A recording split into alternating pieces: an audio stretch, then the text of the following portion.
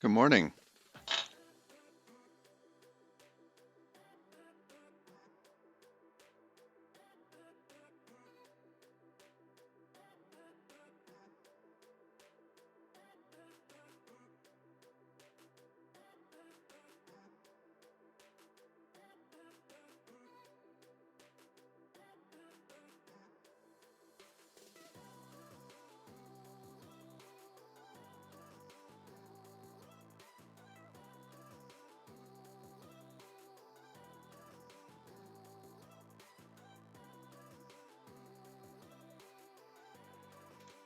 All right, we're gonna get going. It is Thursday. Nice and early.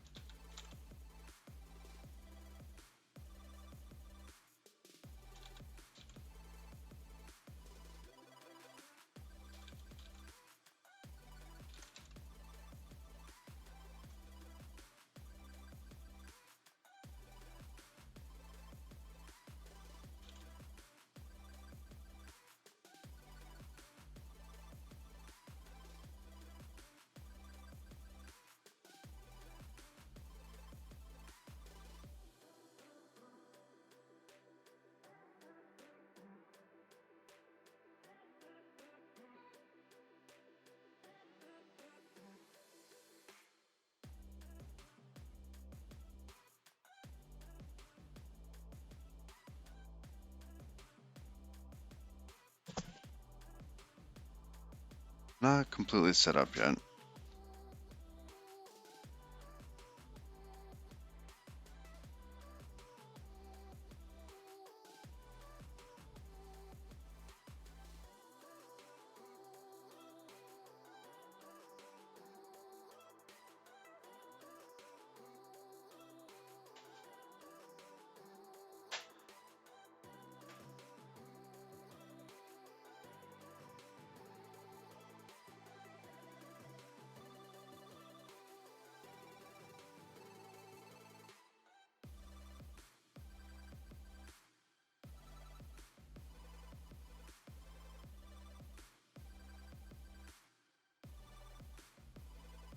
Trying to get my phone set up.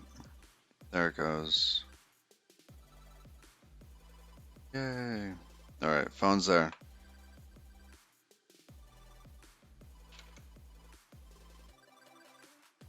Look, I'm missing something else. I don't know.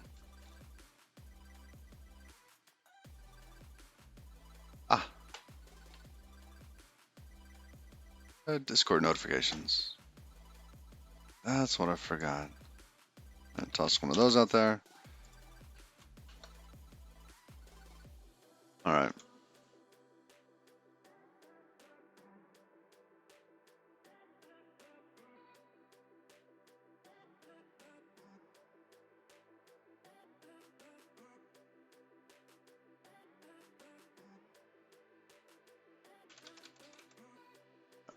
Still waking up. All right. So at this point, we've got that set up. I do not have Godot running. Let's go ahead and run that.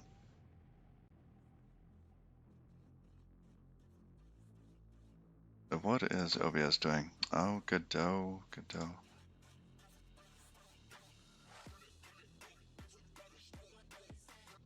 Let's go ahead and choose one. We're doing singleton, this one here.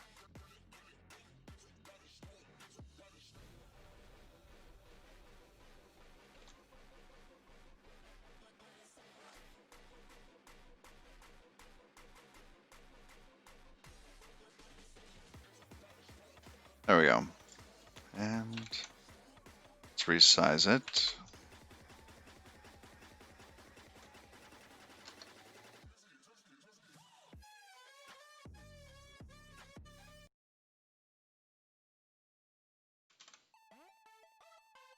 Okay.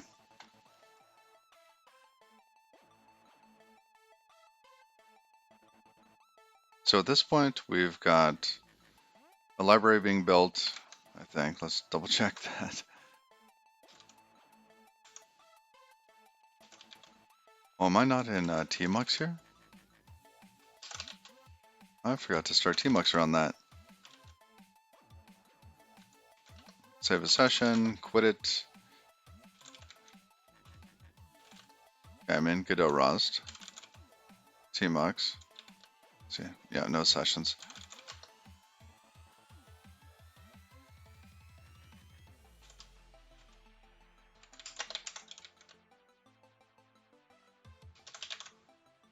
There we go.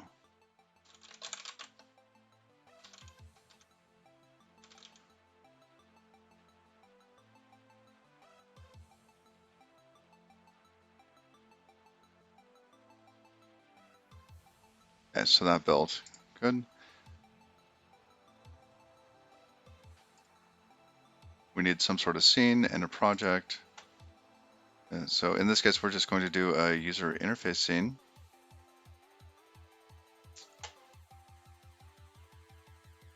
Layout.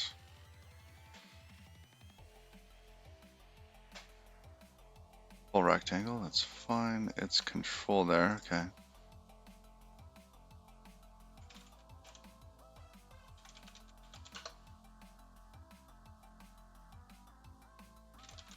We'll just call that form. Let's add a child to that.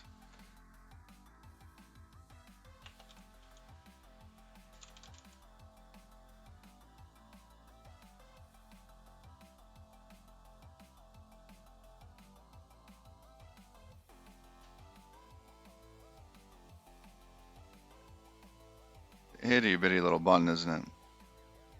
Put it in the middle.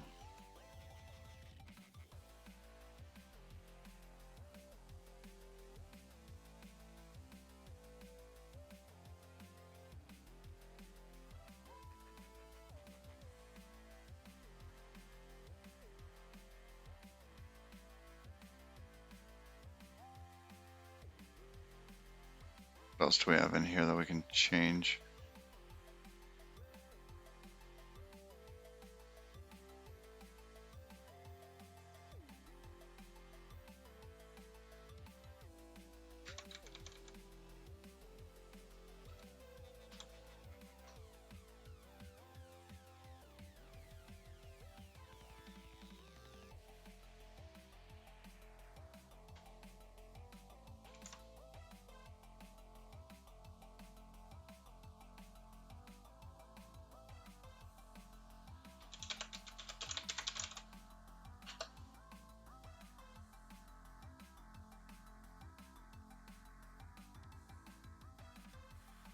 Let's toss a label on there. Actually, is that showing? Good. Okay. Label.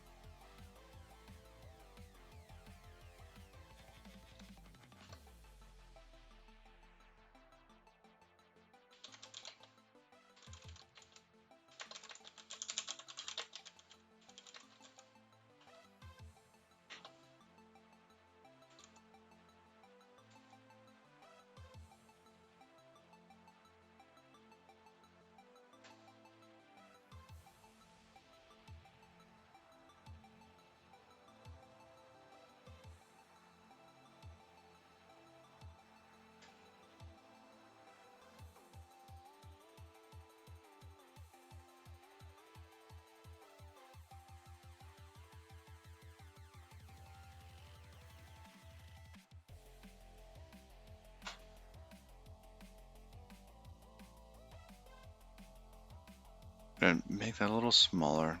Okay, there we go. Now if I set it to on and I close it and then I run it again, it's off again. Okay, let's fix that. Button.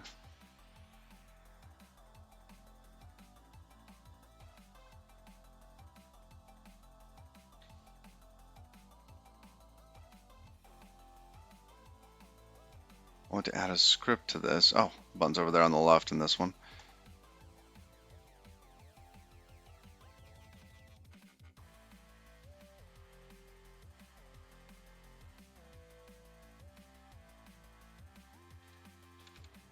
I'm going to call it state button.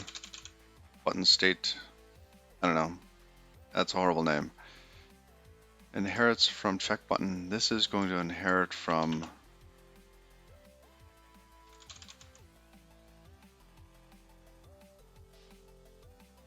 It's got to be the same as over here.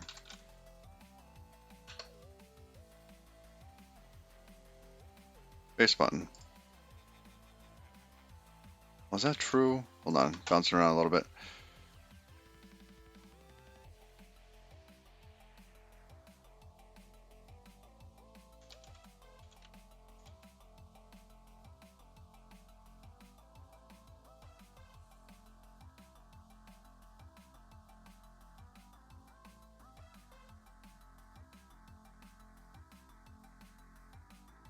And where is set pressed? Set pressed must be.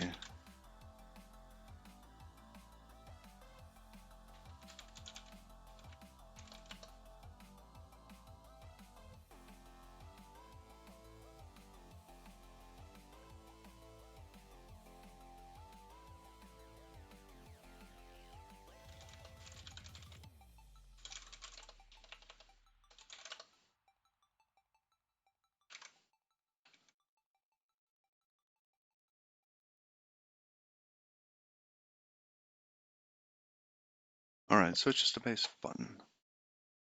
Oh, where'd my dialogue go?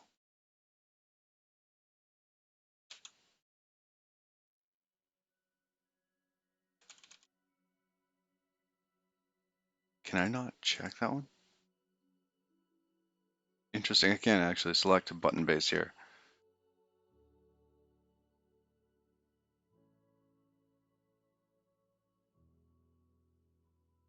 This is going to be a native script. Class name.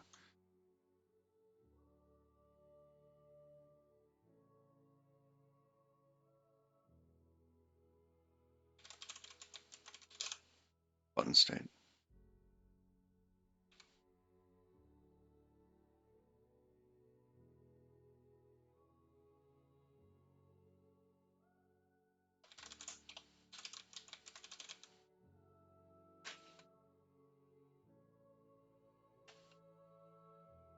All right, now we have that there. Library. I'm going to create a new GD native library.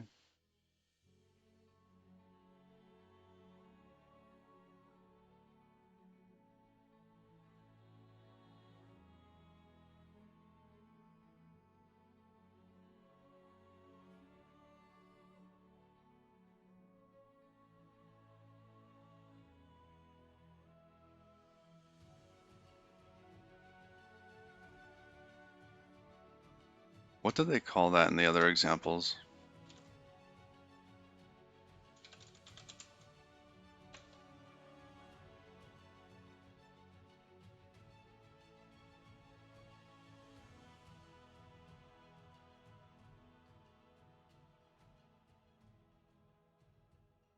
Super Fortnite guy, how's it going?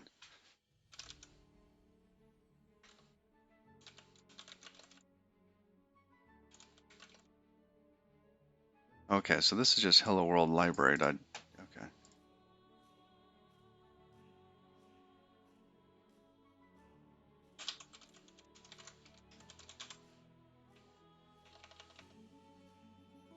GDNlib.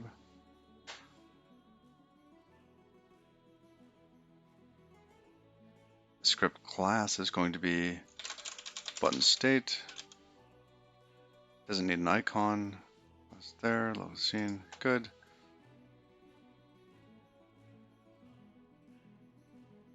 How about me? I'm doing all right. I just got done talking to a scammer.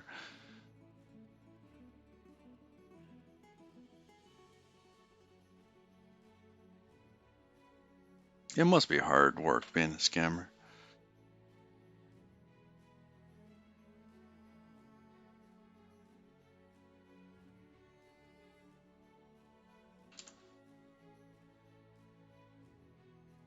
Okay.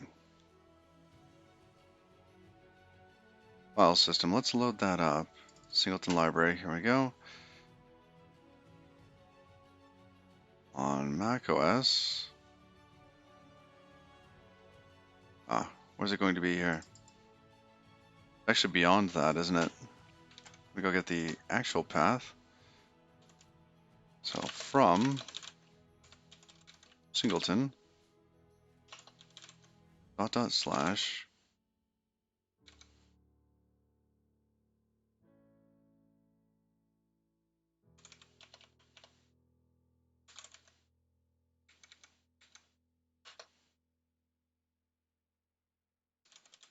is that not there? What? Oh, it's not there. There it is.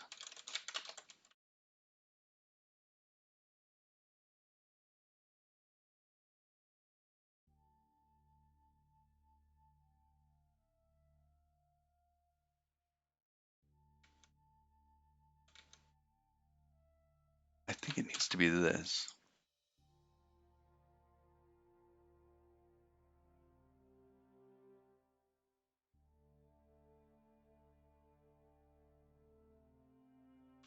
Is it not going to let me set that? Oh, it did. Okay.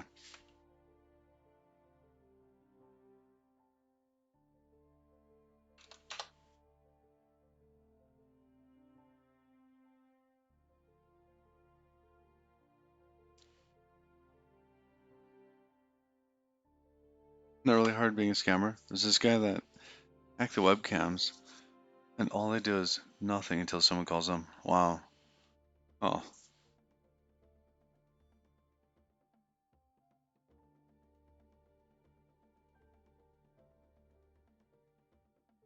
Alright. It's not saving the state.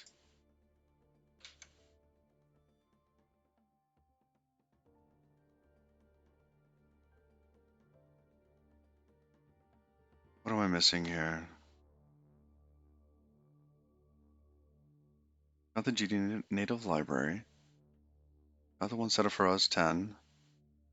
Not on Android or Linux.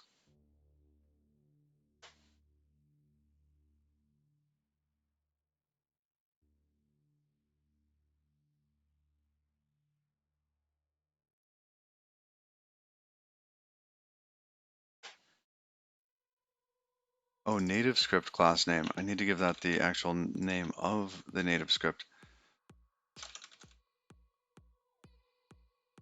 Oh, try to do that faster. Doesn't work very well. Maybe I just called it toggle. Let's try that.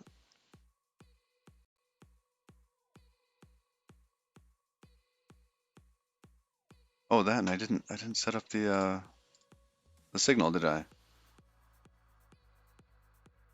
Node toggled. We want to set that up, connect that up to itself.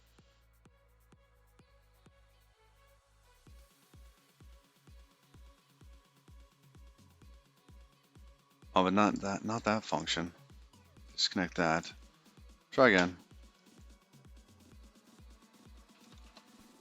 This is going to be called toggle. You can see it right here. It's exported. It's called toggle.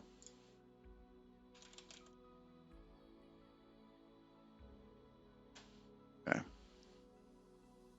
Run that. Turn that on. Okay. Now it's on.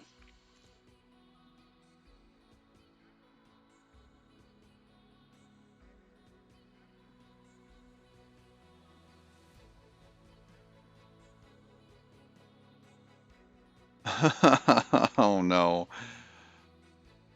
Your mom got a virus pop up on the computer. She was about to call them. We change that to off. It's good. Change it to on. Run it again. Now it's on. Okay. Oh, that's good.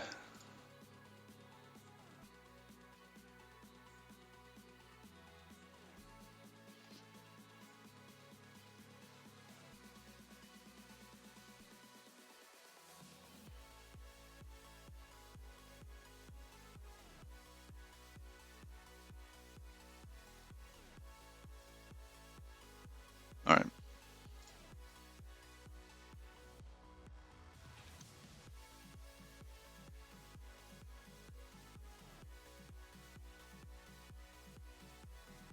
Now let's look over this code.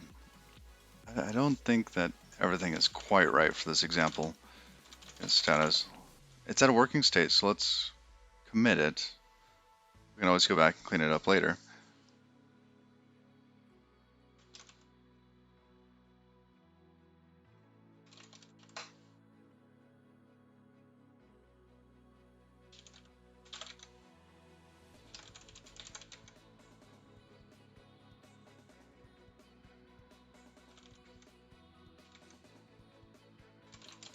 Ten of the scammers you downloaded their files and then deleted the file off the computer, and the other 5 shut down the computer before you could do it. Oh wow!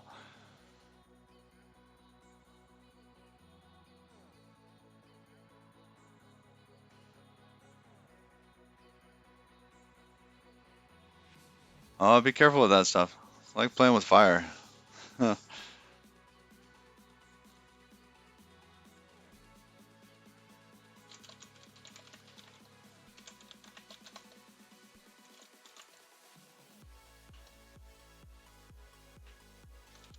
Alright, let's open up Singleton Library. Let's also open up Hello World Library.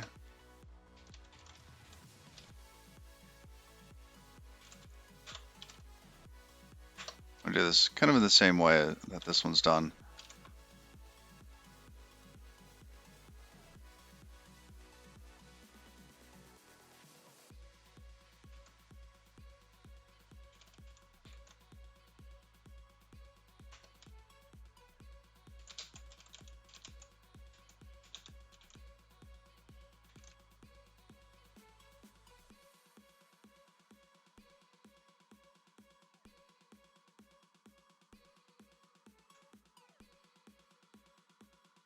Let's see, we have Singleton false, true, Godot, true. Okay. I don't think we've actually done a Singleton thing yet, have we?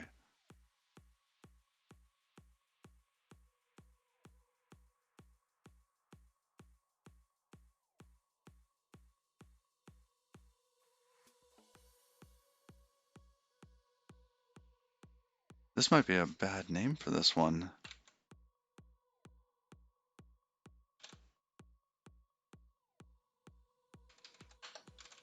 So what is it actually doing? We have storage and a toggle.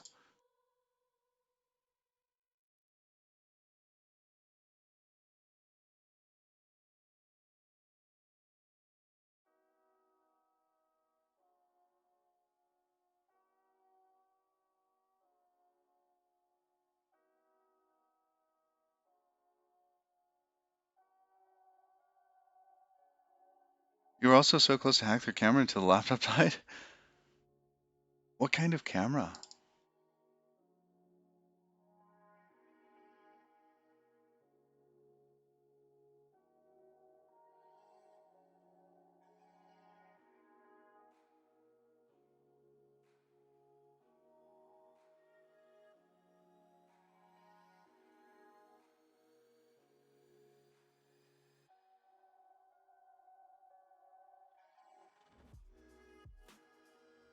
I mean, doesn't CCTV mean it's closed circuit? Like there's no way in? Like it's...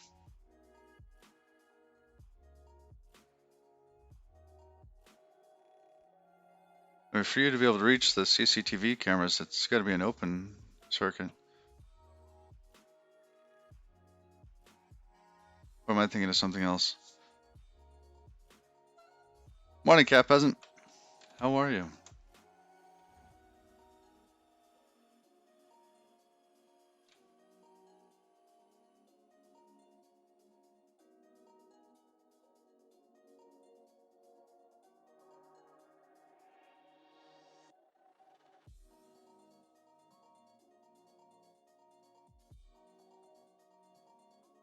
See, we didn't end up using this GD native local storage at all. So we could just get rid of that.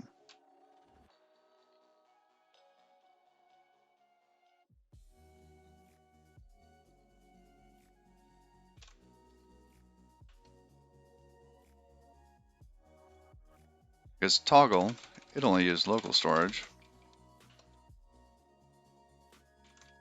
Load, set, save.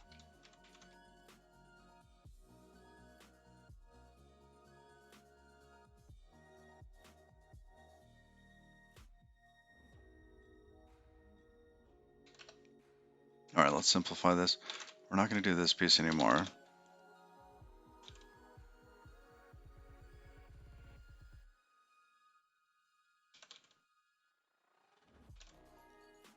Now in the lib, we can not register that. That's good.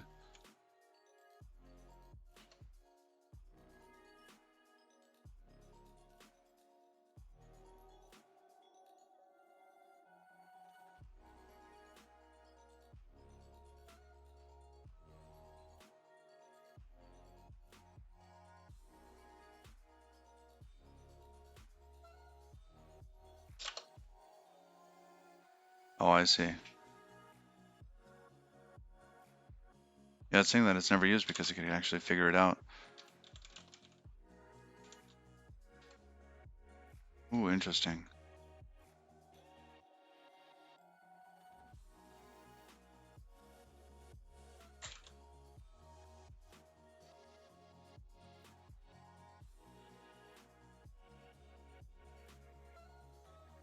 Well, let's simplify it. It's an example, and let's reduce it down to its simplest piece.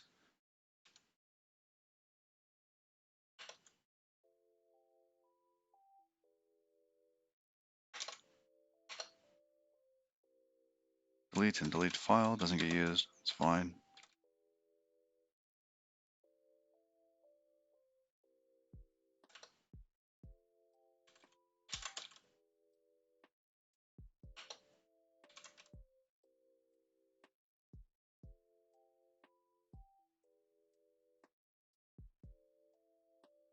Let's rename this one to just get.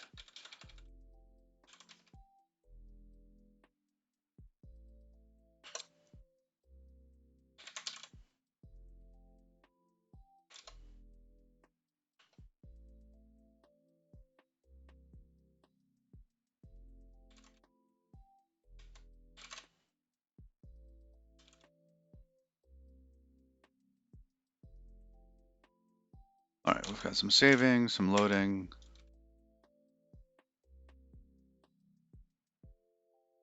Let's add some comments.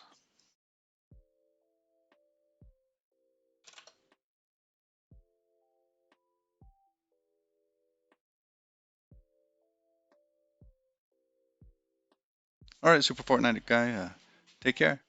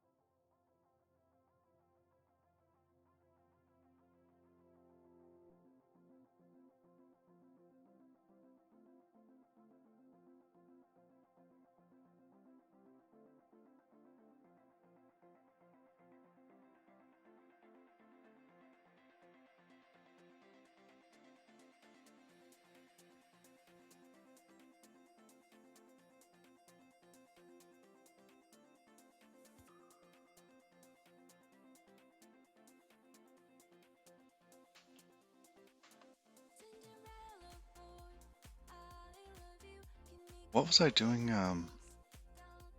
in my example for this? So in this case, dictionary is owned by this type.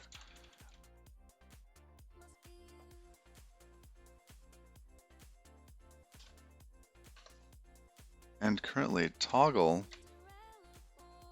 local storage, we just create one and load stuff. So it's not like it needs to be send or anything like that. You could pass this around,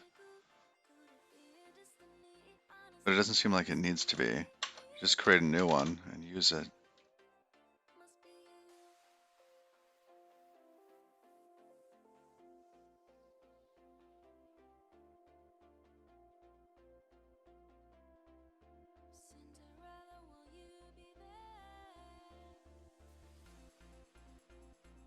But it feels like local storage should be the singleton in this case.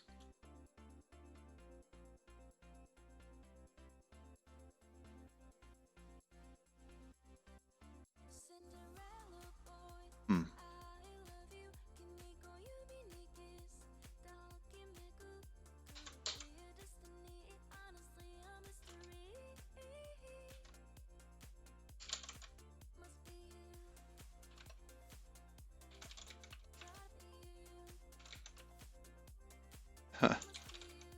There we go. What types did we have? Source. Oh, was it? No, was it Bootstrap? Oh, it was the scene manager, wasn't it?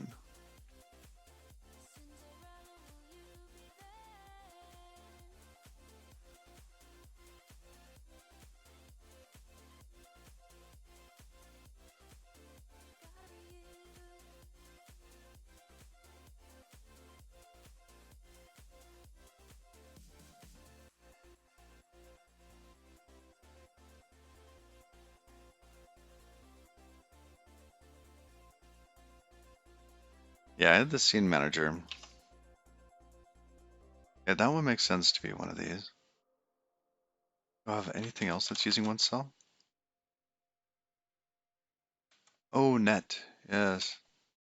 What's RT? Runtime.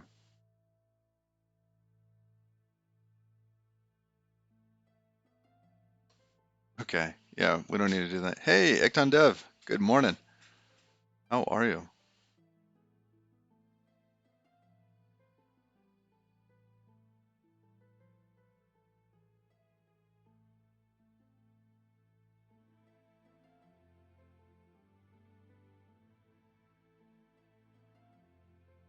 Oh, for me, I think it's going to be a shorter stream today. I have some stuff I got to get done before work. But I'm trying to play around with this singleton example, and it turns out it's not a singleton example. It's just an example of using what? Let's figure out the new name for it. Oh, here. It's like a state example. I can save things.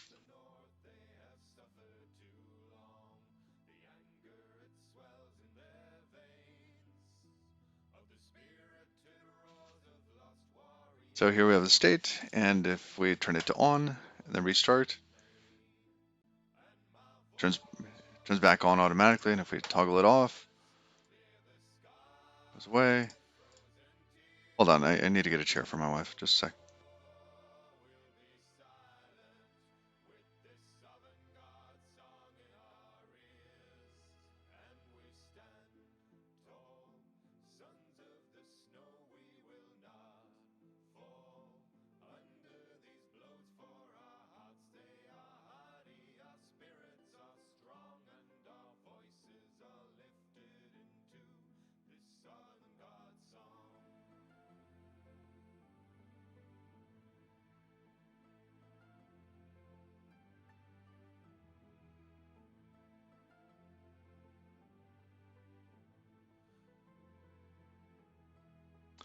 All right, and we're back.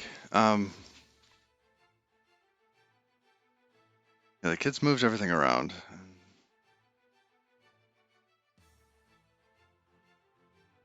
Let's make sure that's saved. All right, so that's the example. That's like the entirety of the example, but you know what? Let's show this a little bit more. The script here is just GD native. There's nothing else. We're using a singleton with some toggle bits, etc. That's it, nothing extra.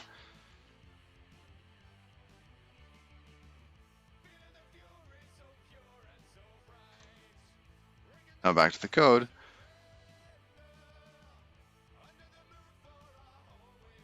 What are the other examples?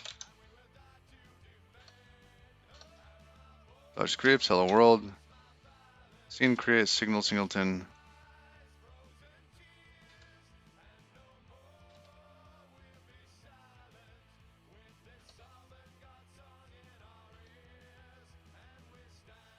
So what is this doing that the others don't do? Of course, the others do stuff like this. That's fine. But this here, it's a little different in that dictionary here is owned by local storage.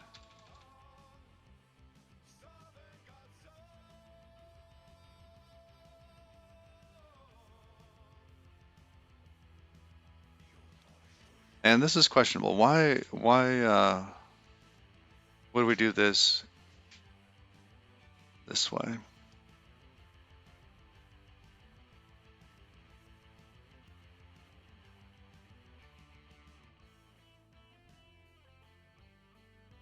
Why wouldn't we just use our own hash map?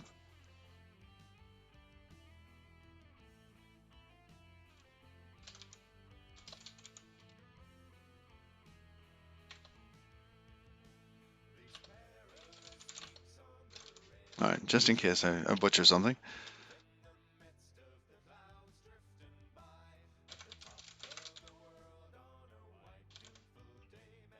Okay, we'll try to use a hash map instead. Does this even need to be a hash map? Hold on. When we load a file, it's going to be JSON. So at that point,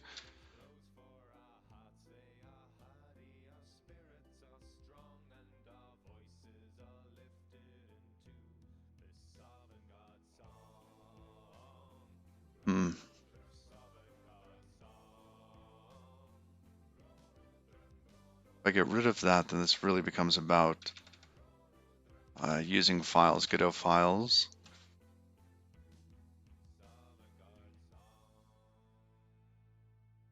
And they're JSON.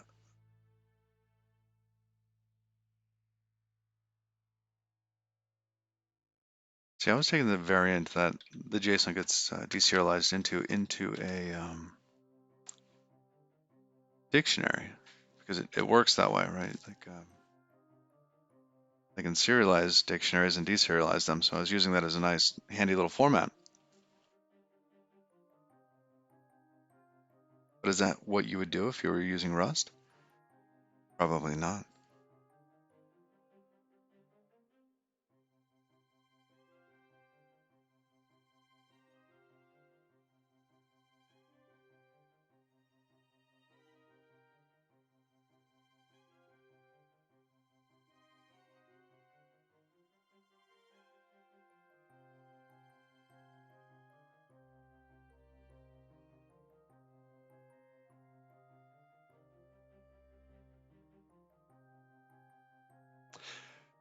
Does this provide any easier interaction with people who are trying to blend Godot scripts and Rust? I think that it might help people that are trying to port line for line a Godot script, which is actually how I ended up with it. I was converting a line or some code line by line. But this being an example, we probably don't want like this code propagating because people would and will copy paste it.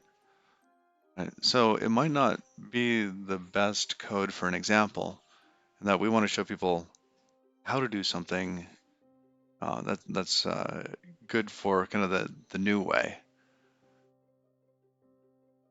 not how to make GDScript look like Rust.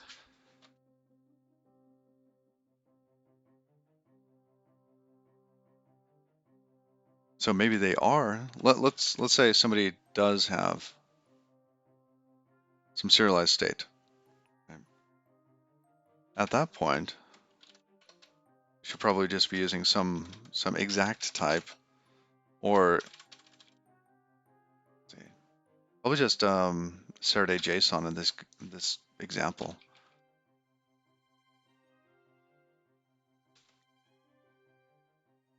and just have it using arbitrary types. You could even use mini Saturday.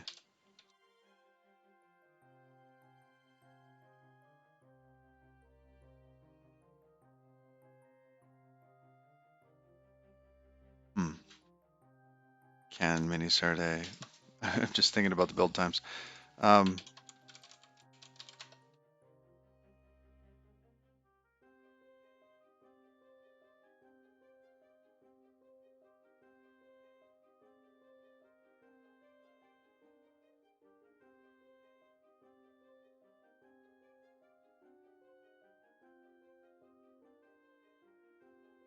I mean, it's simple.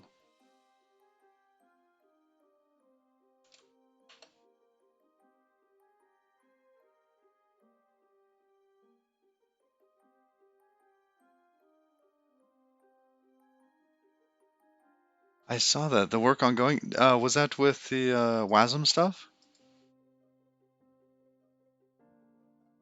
Because there was this post a while back.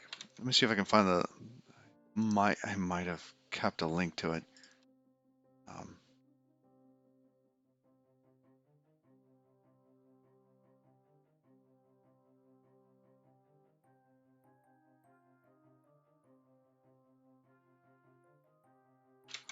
No.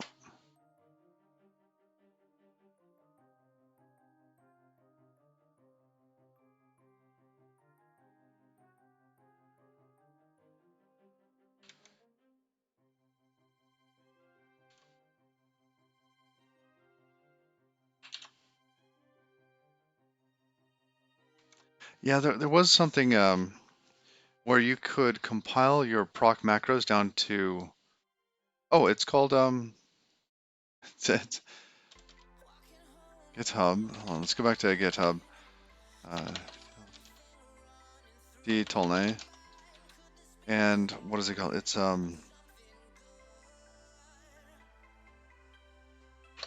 oh, it's not hitting me.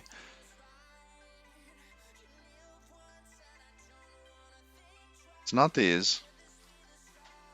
Not those on the front page.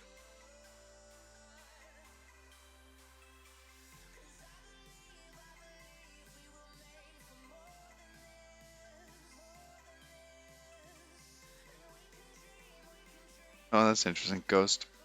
What? There it is.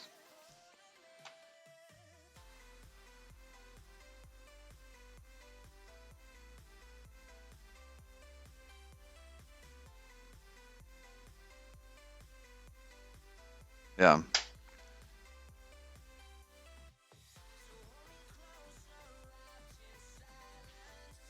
It's going with that route. I mean, could be much better.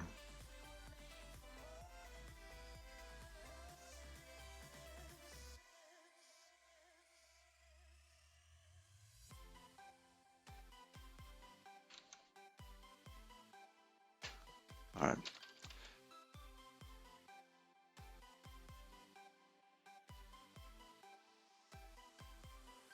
Yeah, Rust is like the ecosystem is so vibrant. It feels like there's just so much going on in many different fields.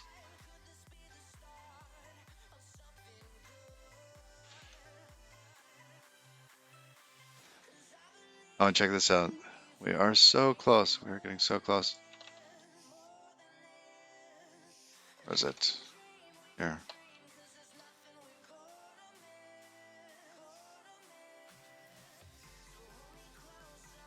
Oh, you found a related thing. Case studies. Oh, thank you. Like even just digging through his repo is really interesting.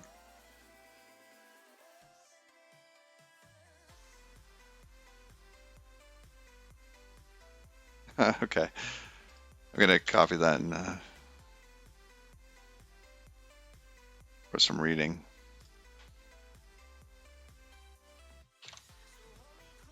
Where'd it go? No, no, no.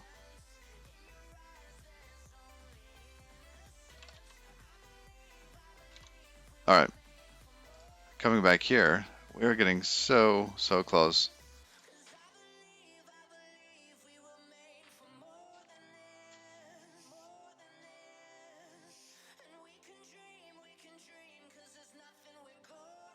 Oh, right. That's right. They were doing this. Implement mutating operations on variant collections for thread local state. That's pretty cool.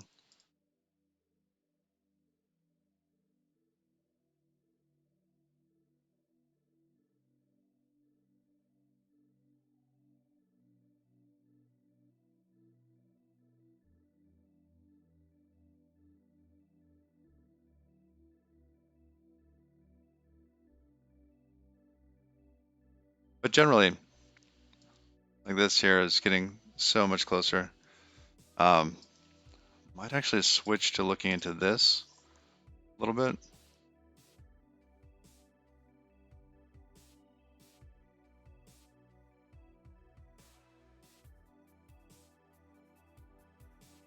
Add unsafe ways to temporarily mutate shared variant collections without unique references.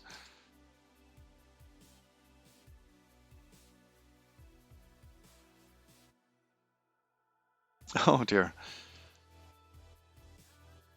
Try to resolve it using some unique, unintended way. As such, my builder just.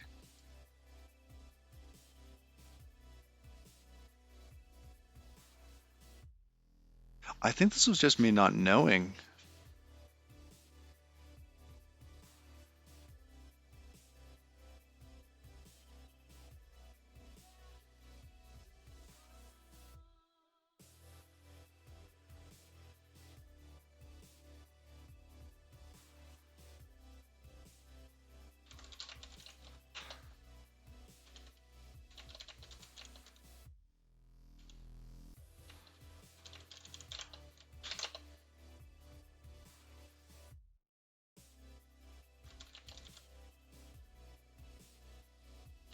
Let's say, I don't think my case is the best driver here. Let's say, what would I say? It was more due to me not understanding.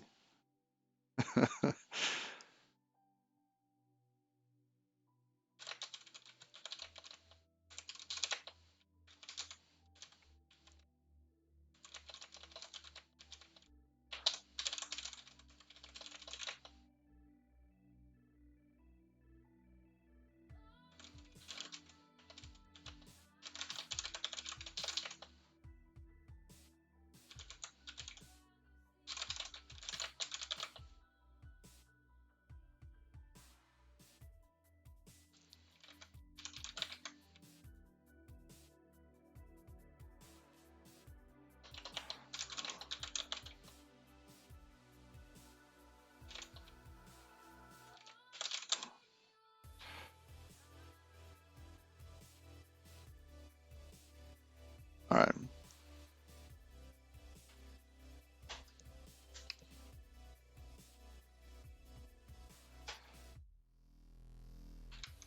And I'm not okay. Coming back to the code. Well, this here was a fun example. I don't know if it's kind of like it was a fun foray into this. How much of this do we actually want to become an example? Because if we take this out, like it probably should, it's owning something like dictionary, less likely here. I could see maybe GDScript passing a dictionary in, but I don't think owning it's really quote unquote the Rust way.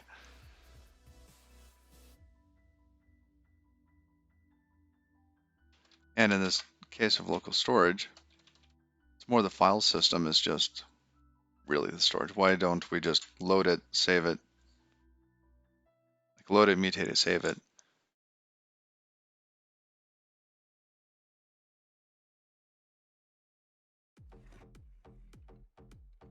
So here, why wouldn't get just load the file, get the value, return the value, and not even have a hash map?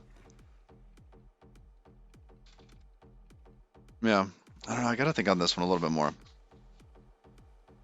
But in the meantime, one of the other burning issues was, or one that I can't stand is this one. Basically, currently hex snake case, and it's doing funky stuff for us. So either we dig up some of the old code that made better representations of this, I think it's because the D is a capital in these cases.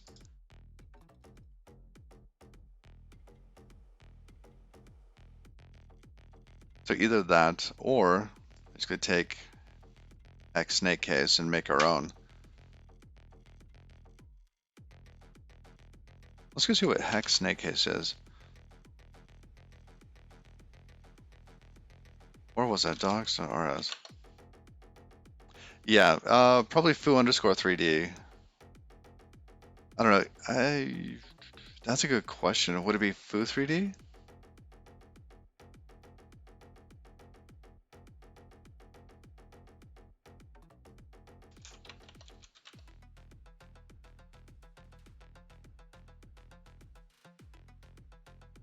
Without buts. Yes.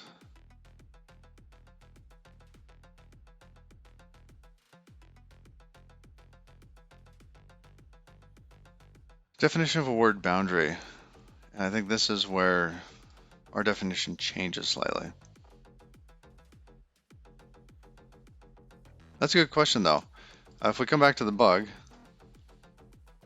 animation node blend space 1D or space underscore 1D.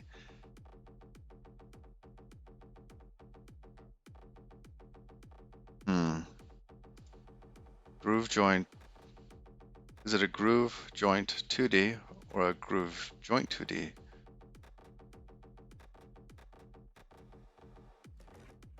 Physics might be a different one. I don't know. I almost prefer the underscore before it.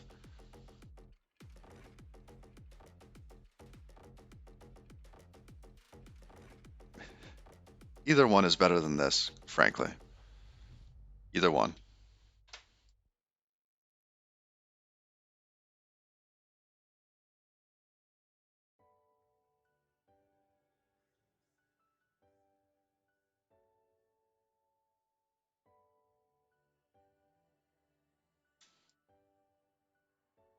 And because the module names aren't entirely visible, I don't think it matters that much.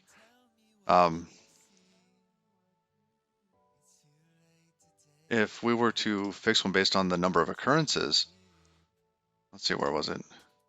There are definitely more occurrences at the end than in the middle. So I'd probably favor fixing these over making these perfect, the ones that are in the middle. Yeah, and things like this, red jacks, fine, whatever, I don't care.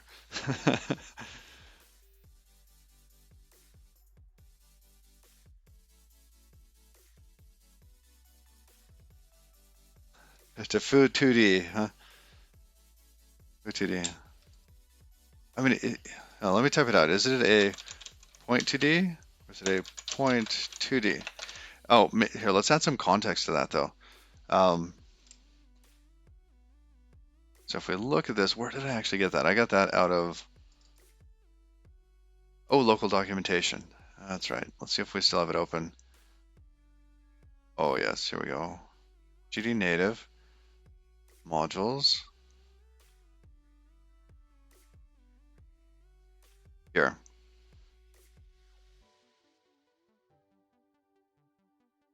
So inside of animated sprite 3D, you'll have animated sprite 3D.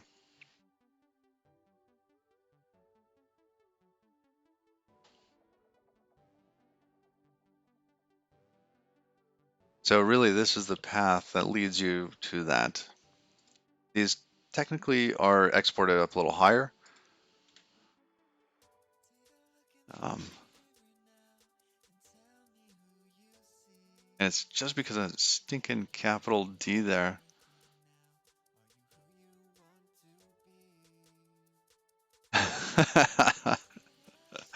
That doesn't help. Gotcha. Let's see what else. What else we got here? Yeah, I was looking at some Linux stuff. All right, coming back here though. No SNES. Step on snake. All underscore characters are considered word boundaries. If an uppercase character is followed by a lowercase letter, a word boundary is considered to be just prior to the uppercase character. If multiple uppercase characters are consecutive, they're considered to be within a single word, except that the last part of the next word is followed by a lowercase character. See rule 2, yes.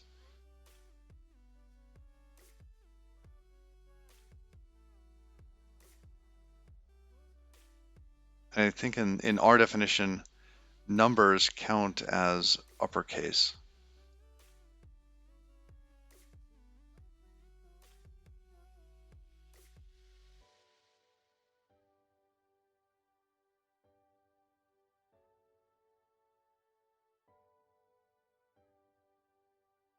All right, well, let's take a peek at the code.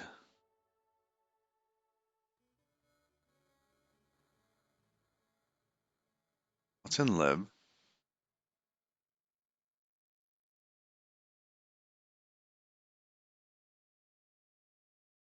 Word mode, boundary, yada yada.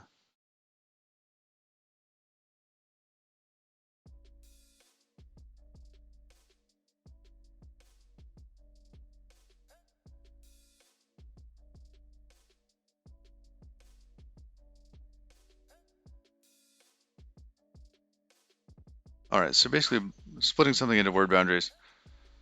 Capitalize, okay, yada yada.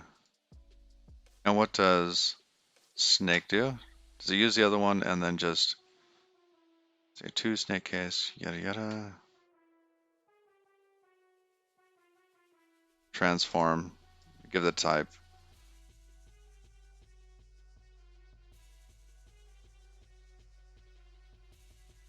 Yeah, that's the whole of it. So it's just calling transform.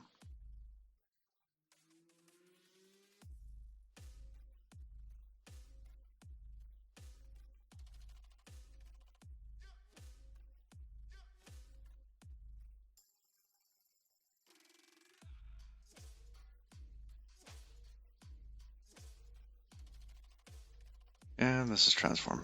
Here we pass in the boundary.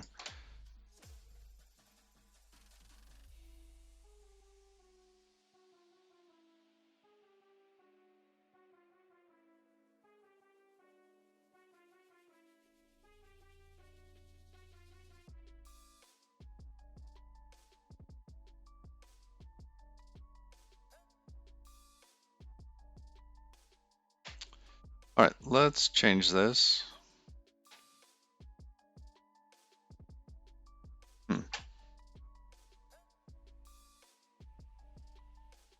I don't know.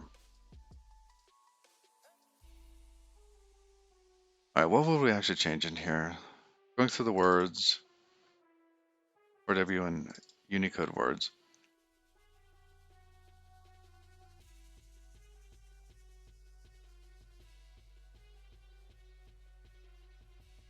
What's a Unicode word?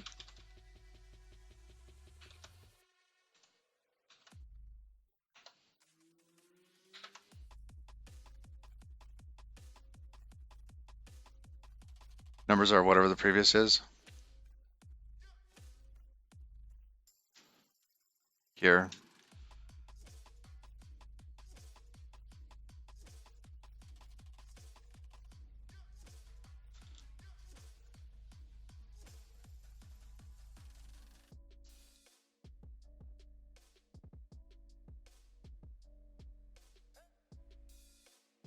I think if it's lower followed by a number, followed by upper, the mode for the number should be upper. I do think that's the same.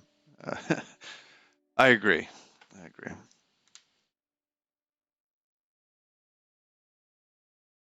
Otherwise, if the current and the previous are...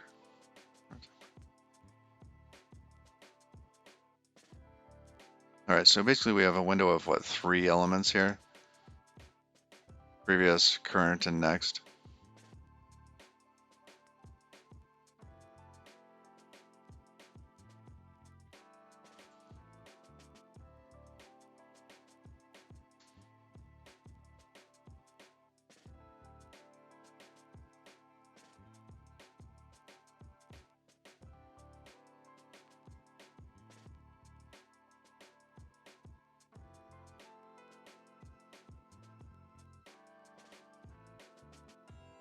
Let's see, is there like a fork of this or something else? Just want to do a quick look around. Issues.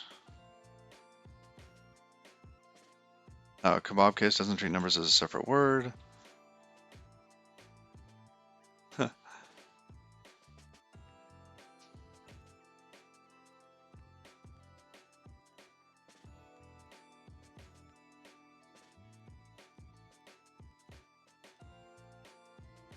Yeah, basically the idea of this crate is that it's done. It's not doing anything else.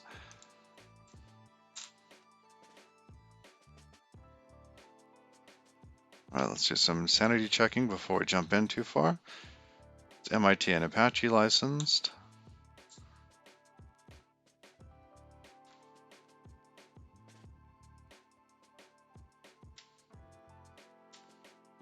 And a quick look. Module case.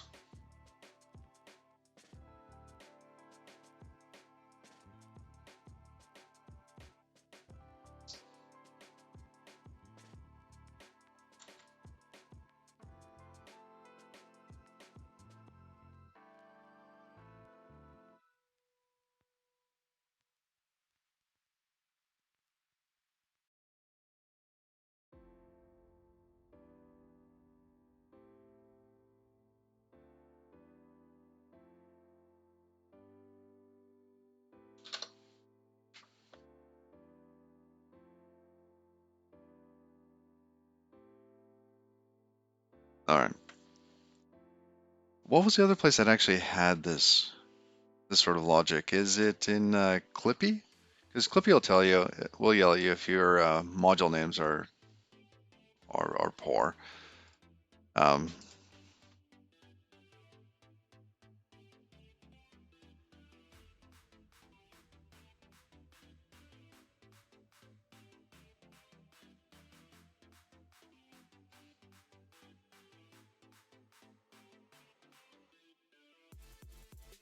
I just don't want to focus on this. What other things actually might solve this? Because Clippy's got that sort of thing. I mean, we could just write it. That's possible. Um,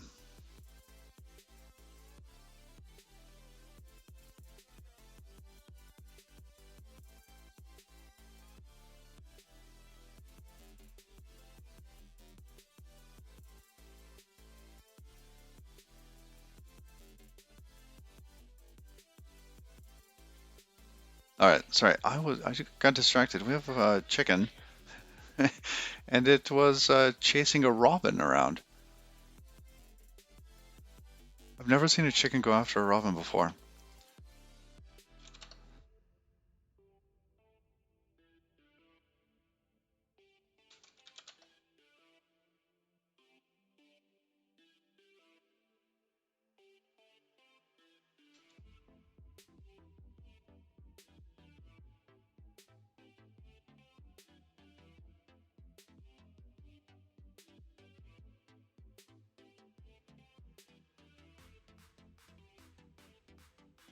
Case style.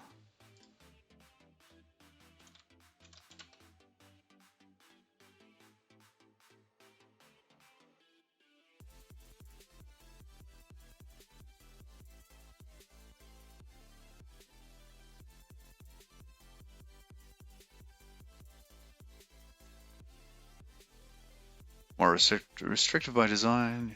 Okay.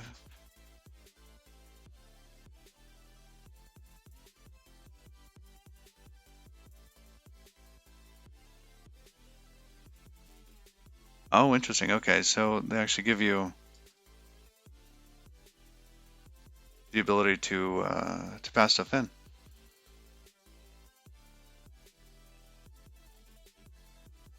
Sentence case, yada yada.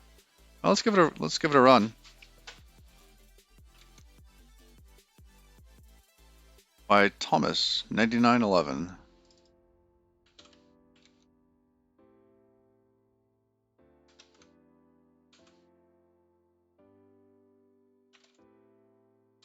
cd data slash playground. cargo.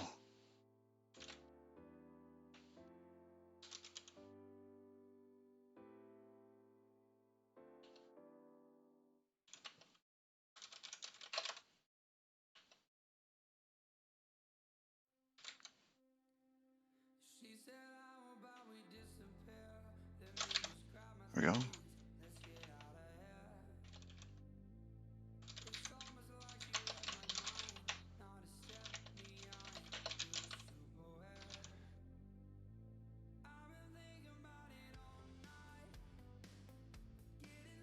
Oh.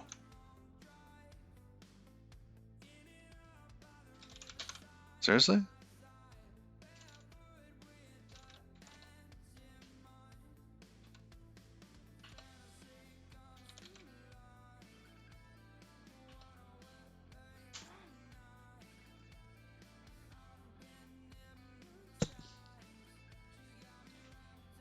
There we go.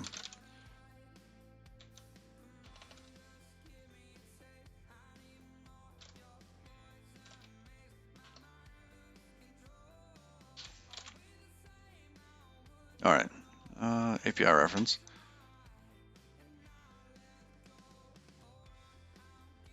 Two ways to use this library. One is when you know the type of front, from camel case to kebab case, or from string, and one where you don't know exactly. All right, so case style, we guess or do something. The guess method is restricted by design, so you should decide a backup type yourself. All right, in the previous example, you can see that the conversion style does not remove odd characters. You should do that yourself.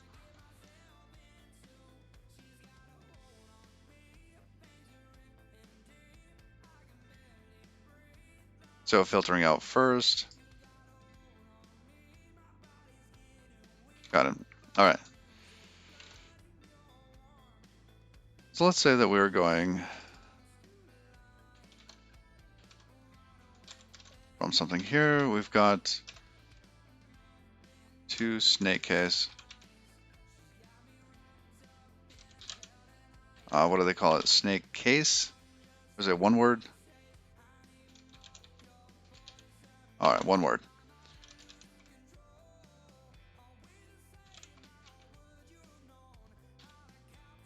What's one of our example words?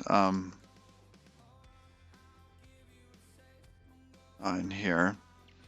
Oh, let's go back to the API. It was here. Something like this.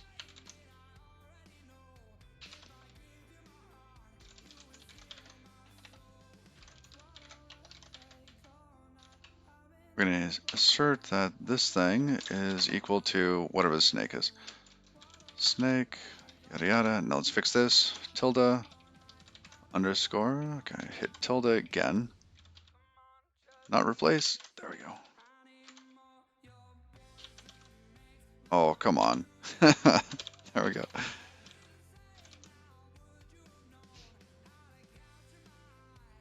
Okay, same issue.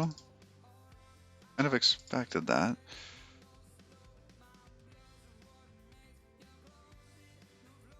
And out of curiosity, what happens if we put an underscore in there? Do we get yeah, underscore 3 underscore D?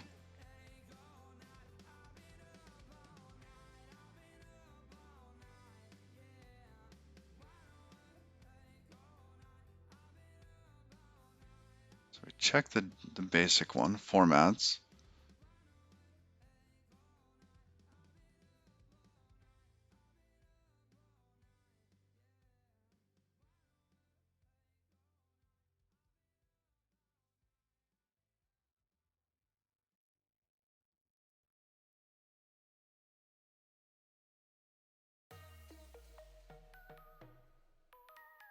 Modules.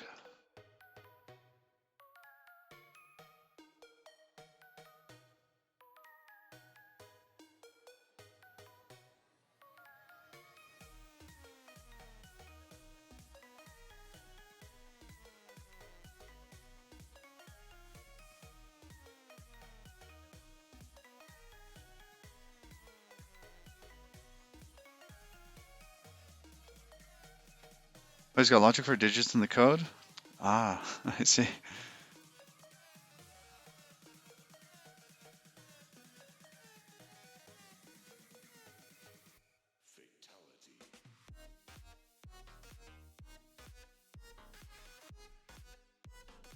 Alright, let's go look at the code then.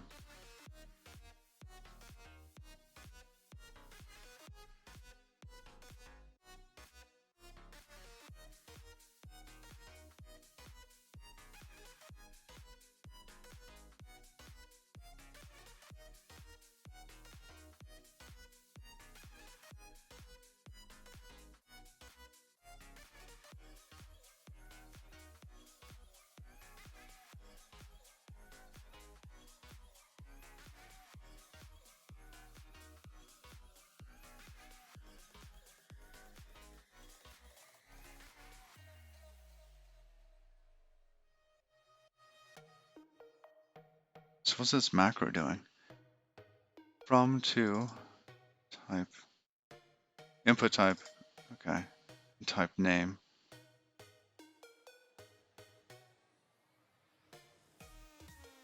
I see, he's stamping out a bunch of code there for this. And that's what we were just looking at in the documentation, okay.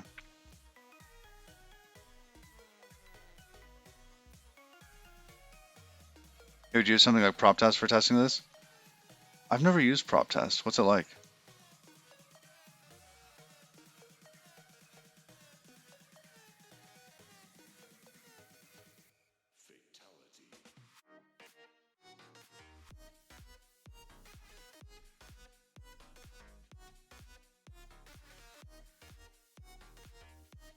Alright, checking to see that it's invertible, yada yada. And if we go to one of them,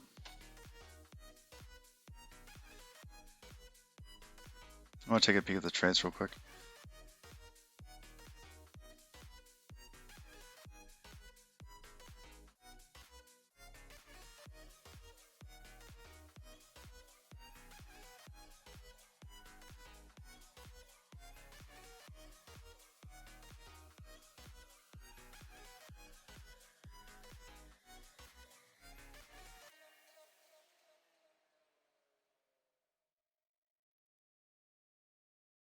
What is a lowercase space?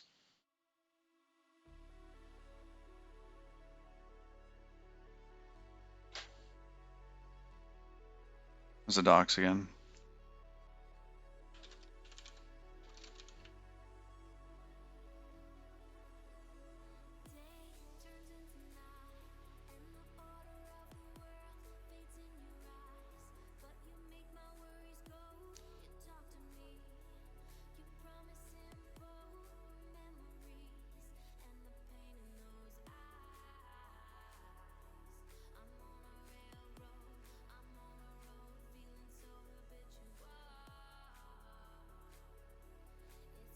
Interesting. You're a curmudgeon. You write your test by hand.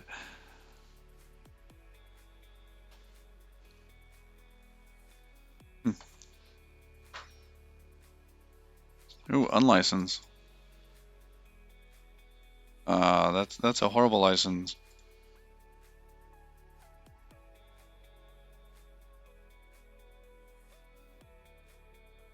Alright.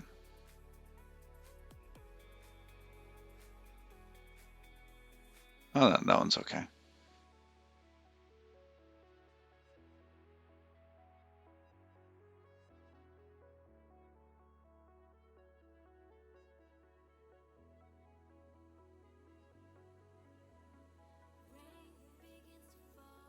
Hmm.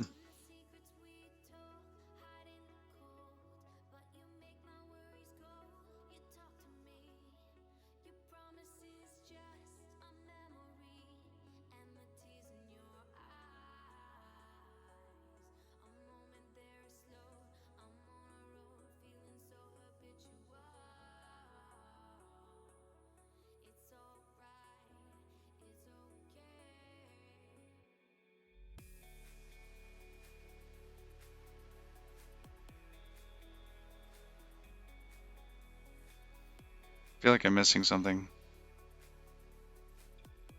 objects.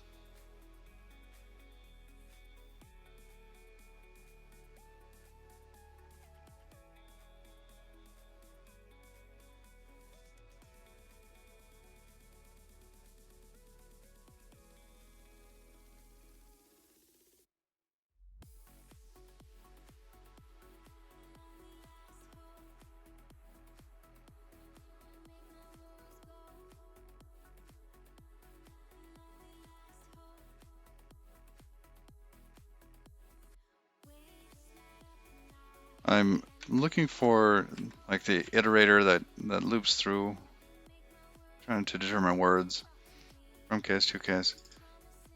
Case from string. Yes, yes, yes. It's not going to be in there.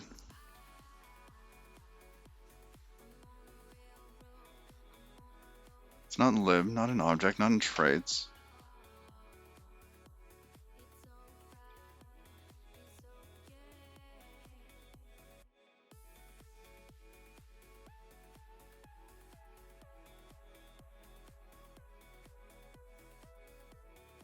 I feel like I'm missing something that's supposed to be obvious here. Is it in mod? I didn't look in mod. No, it's not. That's just re-exports. Look at snake. It's like 3 things. 1, 2, 3. Yes.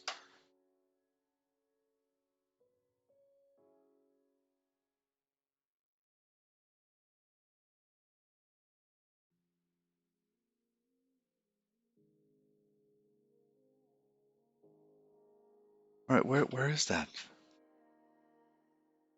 I'm going a little faster than I normally would.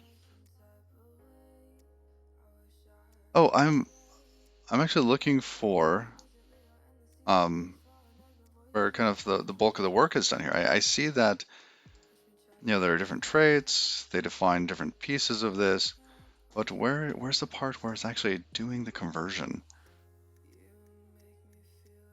In lib, and we've got this big dot comment at the top. We have decode and encode that are being called in these places. Where's the little loop that iterates through the characters?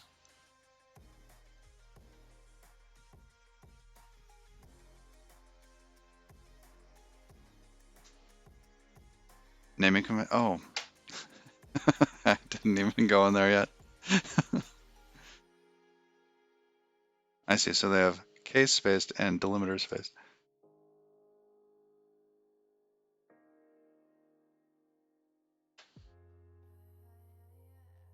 Oh, thank you. I'm going to sit down.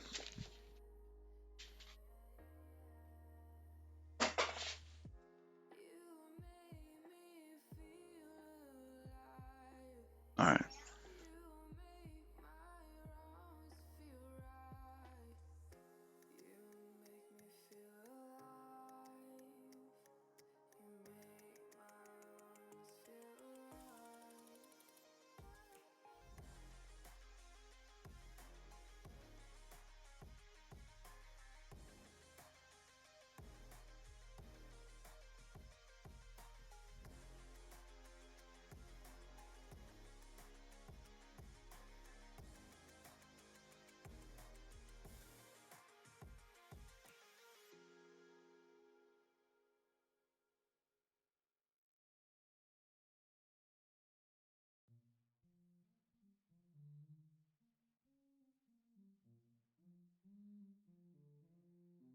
You look at that chunk, I can't quite tell what it means when it gets converted on output.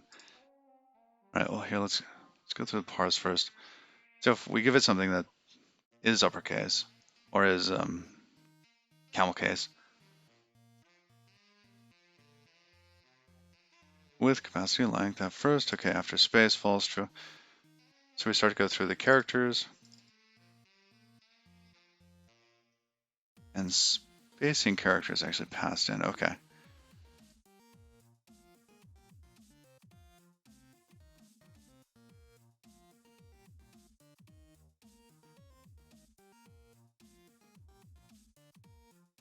I see we just push onto the tokens.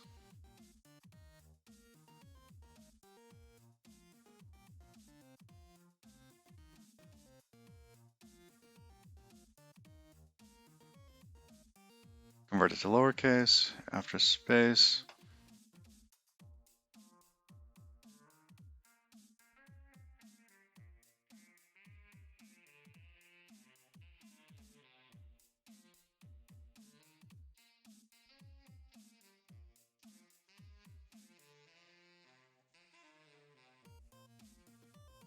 So what's it doing here? So if we're after a space and it's a digit, it's an after spacing digit,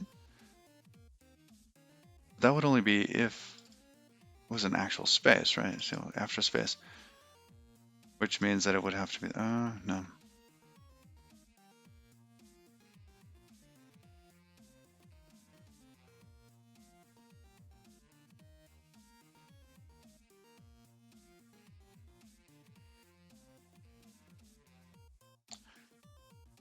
Well, it's interesting. Yeah, same issue. Let's just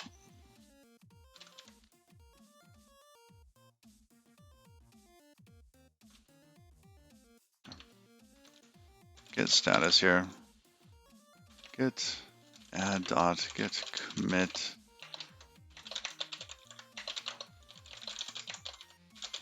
Let's fetch GD native.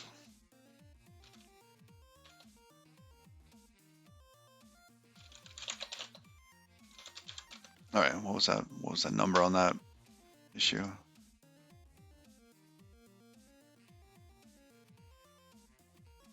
This one, 504.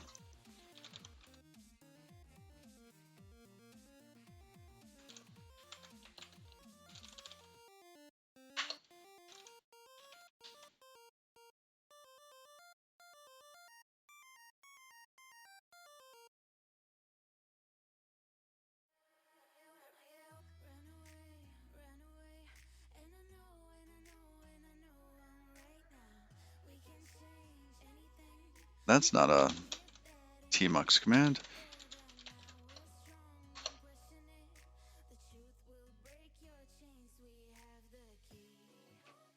Yeah, it's the same issue. I think we should just loop over and do it ourselves. It's a very specific, from class name to module name function. Super specific with tests.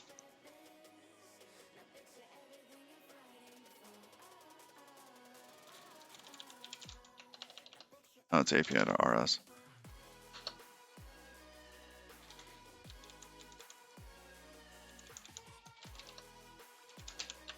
Because in here we end up using like to snake case all over the place, given a class name.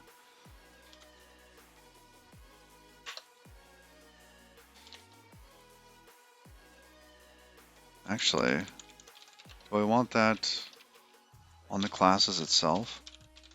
Maybe Godot class should have a module name.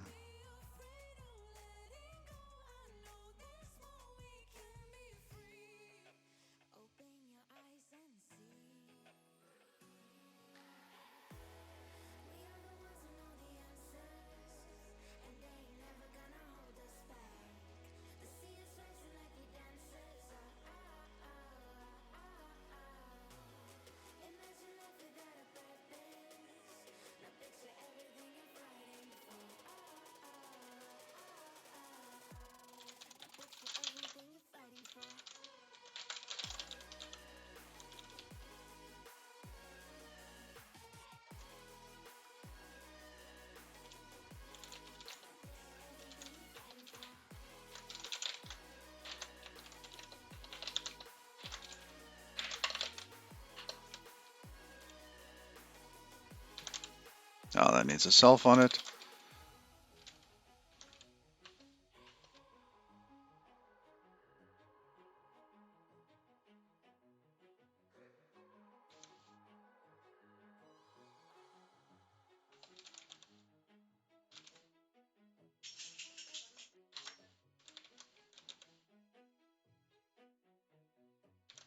Oh yes, dot.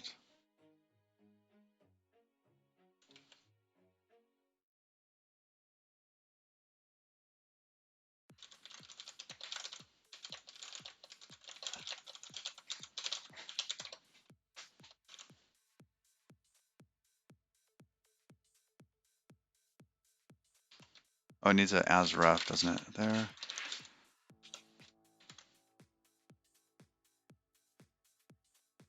Okay.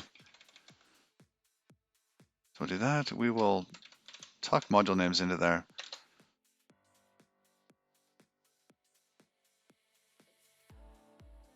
We could do it on demand, but I think because we're going through all of the modules anyways, it might just make sense to do them ahead of time. In here.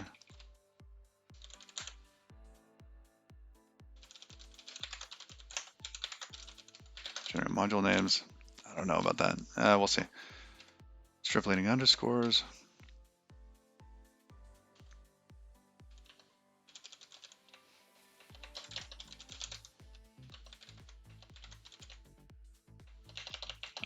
This is actually for the classes, isn't it?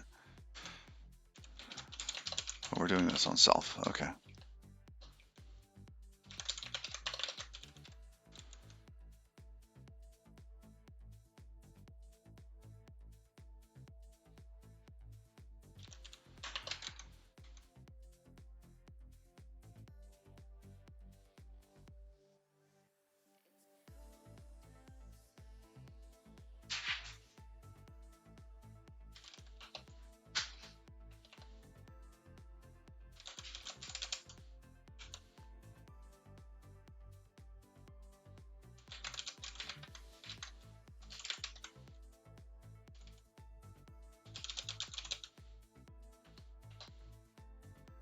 Let's see. That feels kind of wonky, doesn't it?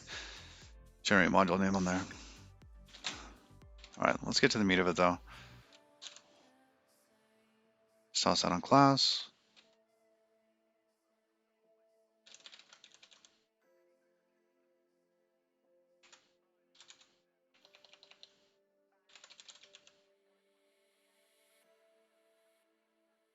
All right.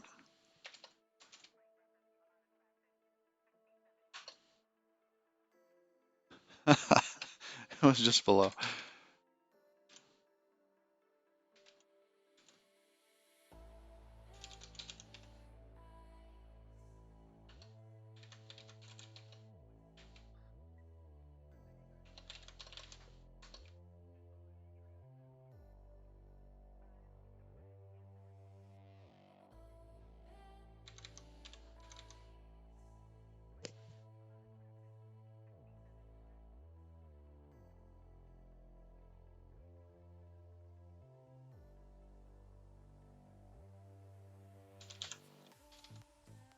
Self dot.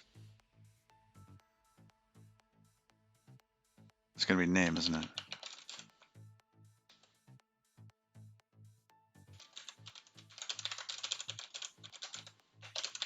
Replace. Oh.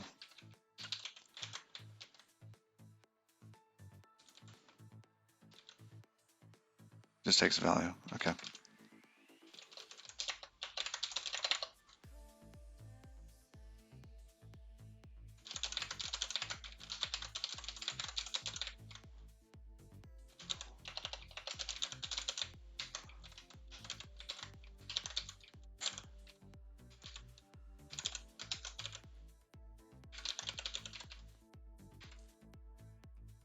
All right, and that doesn't exist yet.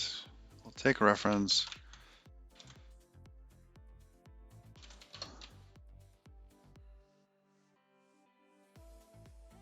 All right.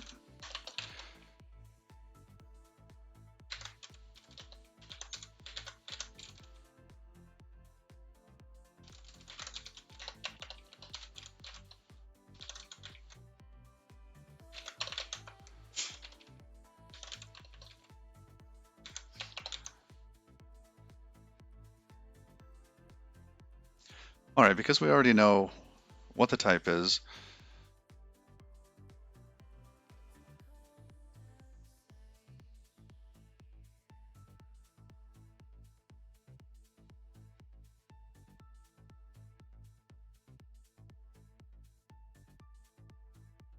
would this be like the perfect opportunity to use window, cursor, and window?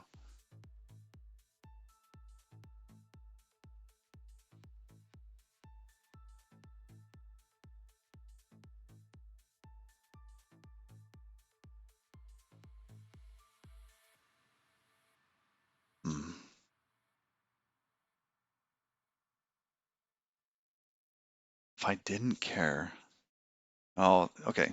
That's, this might be.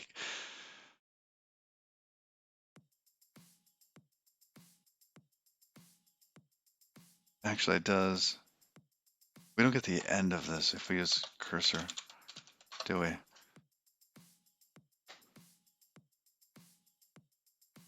It's cursor, but we can do a cursor on top of a window.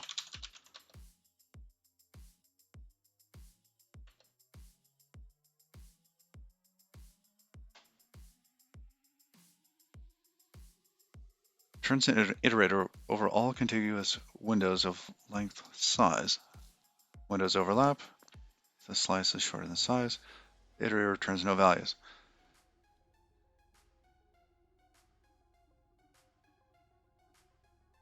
How big of a window size do we need for this? Can we get away with 2, or do we need 3?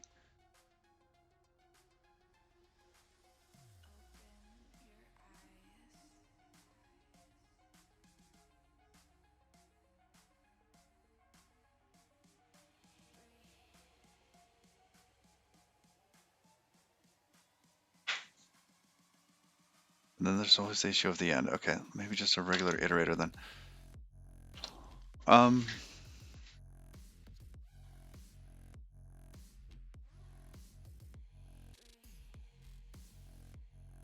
So can we do this with combinators?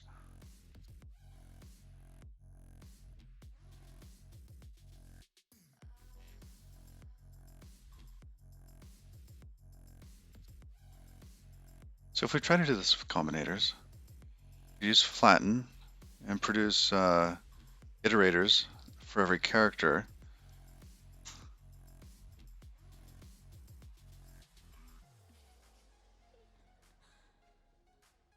Class name. I like the window concept. Yeah, so I saw, what was it? Museum told me about window. And ever since then, I try to use it for everything, but I can't. But it seems like a really neat opportunity, especially because it gives you kind of like this local cursor. It's really neat. Got a quiz in 20 minutes. All right. Do well, Cat Peasant. Don't panic.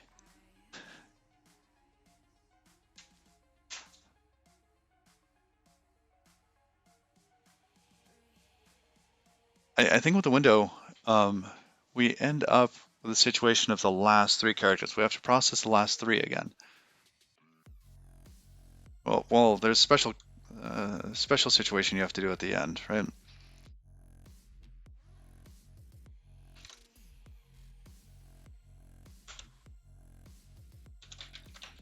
So if we did class name.chars, okay, that'll give us a list of characters, right? Now here we could actually do window. Can we do window there off of cars? Because it's not a slice, and that only happens on slice. Can we do cars to slice?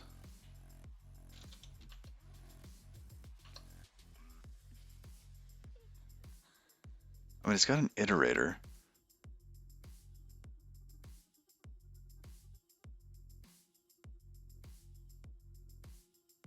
Because this has to be done on top of iterator.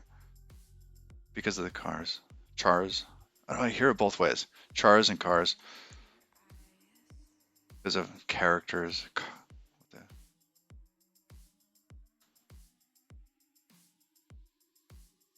Isn't stir considered as a slice? Yes, but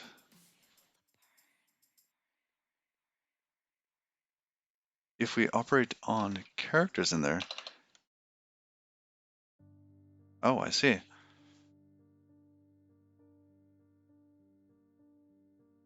Because if we have a stir,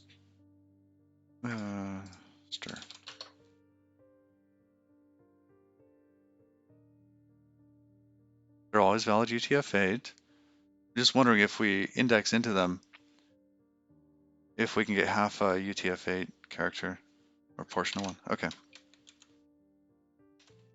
Because I think we have to do chars on that in order to do to do this. But if we do that, then we can't use window. Where's window? It's off a slice.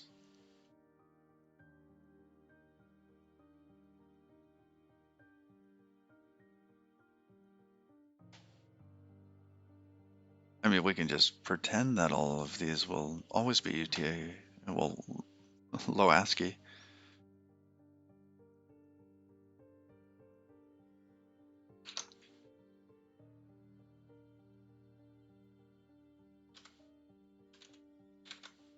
We can say window 3 dot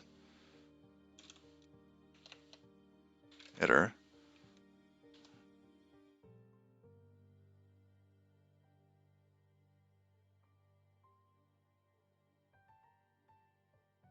I don't know. I think it'd just be fun to try to use window. Let's try it.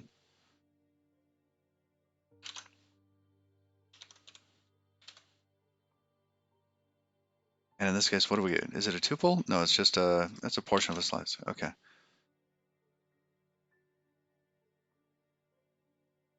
Oh, interesting. But what is it? So this is really just depending if it's low ASCII, isn't it? So if this is high ASCII, then two of these could actually be one character. We probably shouldn't do it that way.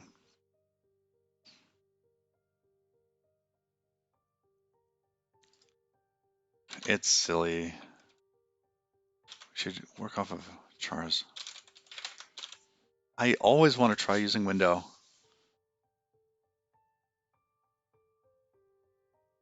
That it will work correctly because stir returns a char, not a, oh, does it? Oh, I want to see that. Okay. Char, no, a stir.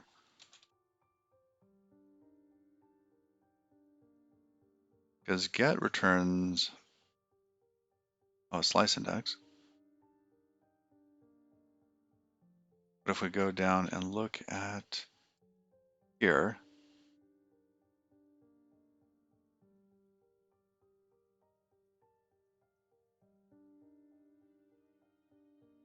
I see it's a little bit more complicated. And then what's a slice index of a stir? Output.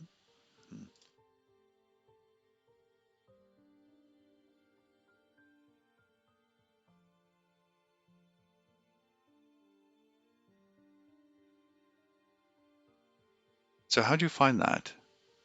That is one of the little tricks that I think helps so much.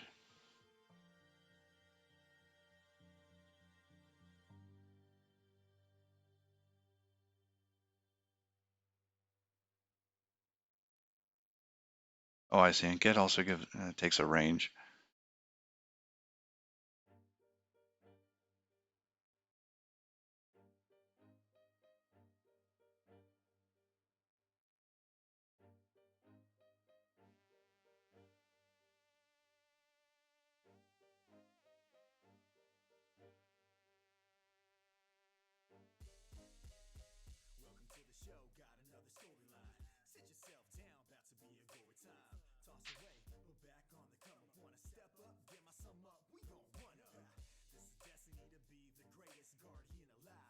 Let's see, saying, I think slice index output is stir from reading the code.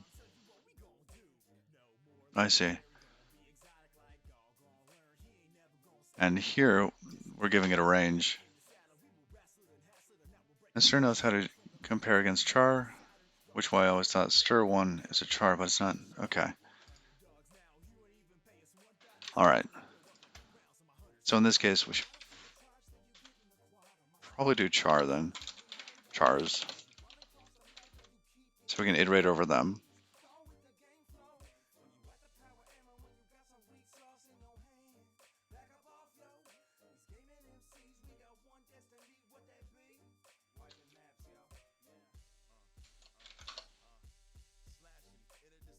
Convert it into a vec and then do it. That seems wasteful.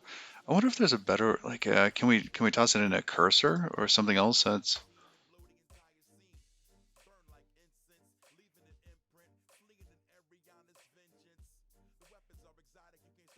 Because that has iterator. And does, what does window take? I mean, maybe we just create,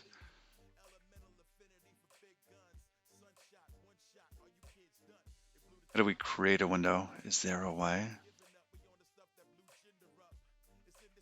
to get a window from something else? Probably not.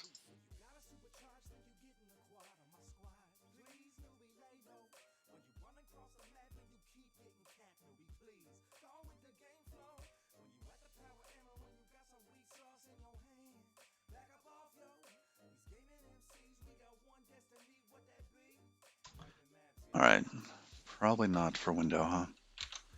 That's too bad. All right, so class name chars.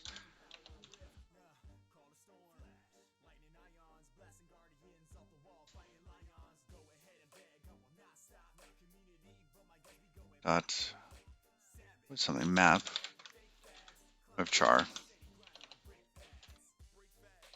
And I'm just gonna say,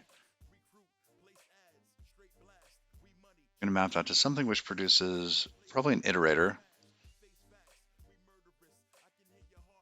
And what was that other thing in here?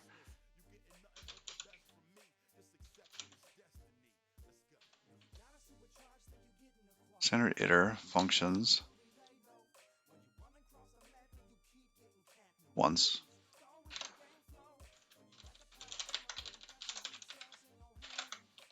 All right, so we have one of those dot flatten, and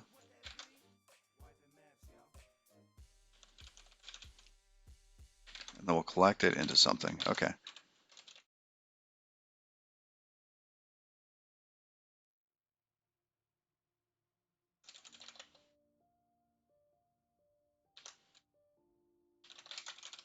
It'll be a string, but we have to collect this into a string somehow.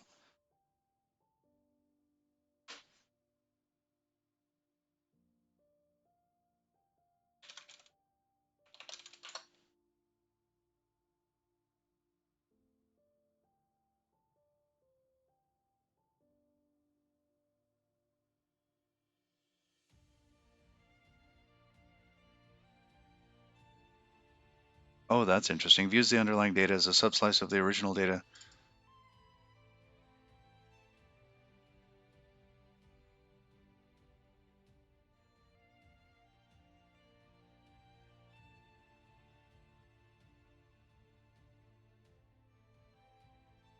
Can we just map chars then?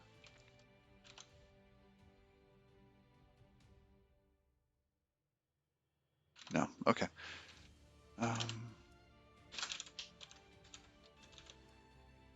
That's going to be crazy. Yeah, I can't do that from char.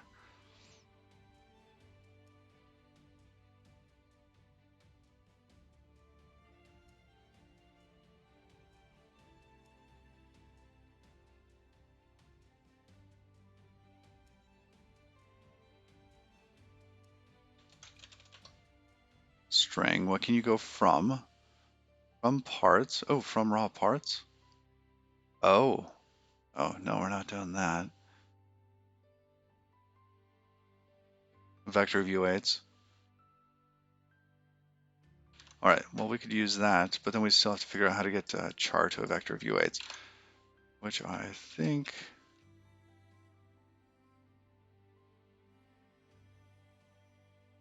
is then top map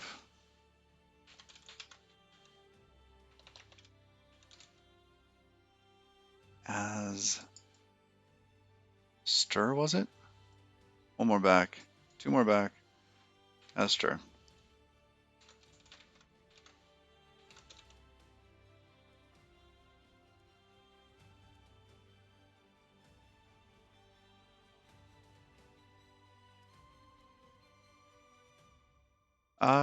Why am I going U8? Well, I was trying to figure out what can we build a string from. Right? You can typically build a string from other parts. The vector view weights, I think that's how the internal representation of a string is. It's a vector view weights. Not certain on that though. I think it's probable.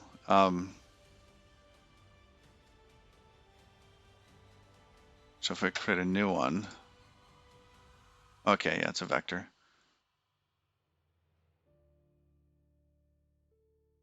View weights, okay.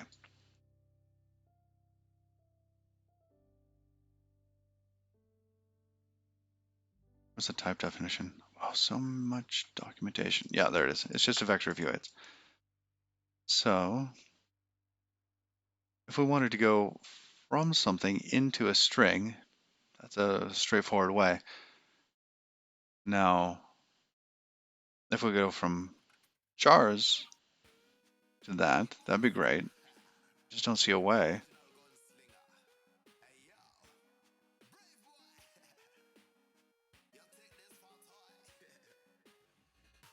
Oh, they do. They have a from iterator right there. Yeah, that works well. Okay, we'll try that then. Yeah, from iterator, borrowed char or regular char. Got it. So we just do string then.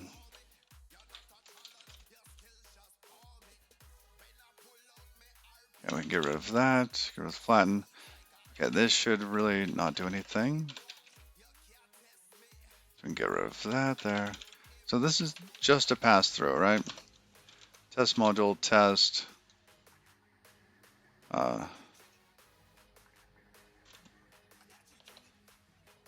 Module name simple.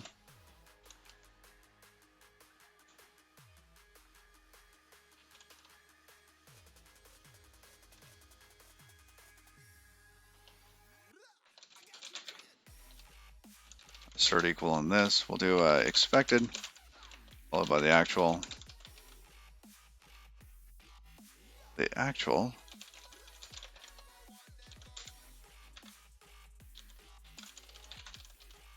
Hello world. And at this point, our expected is going to be hello world. Oh yeah.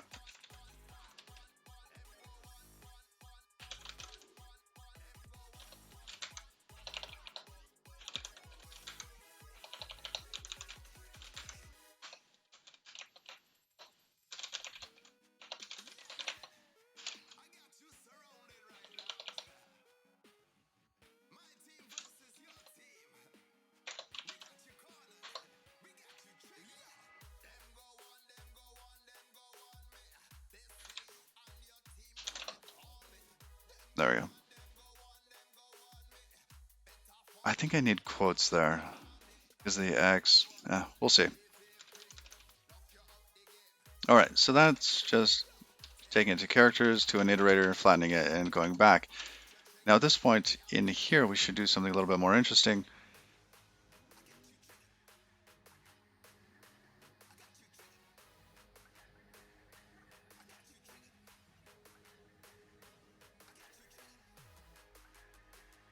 We could preserve some state in here.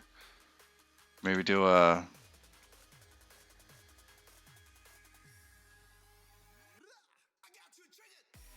instead of a map, we could do a like a fold or something else. That would work. I was going to try to do it with this. So if we don't know what the previous one is, we'd have to pass that forward. And if we're having any sort of state like that, we need an accumulator, fold, etc. Oh,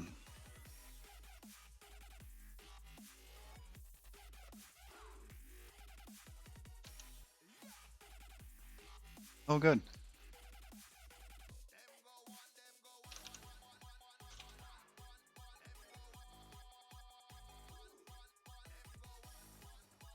We found it at the same time. Yeah.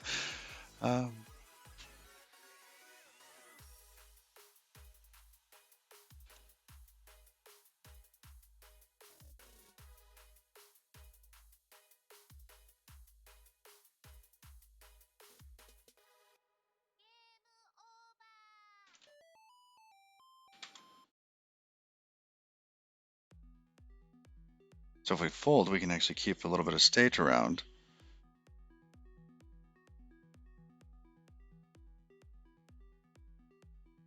Like what the last character was. Or last. Last two characters.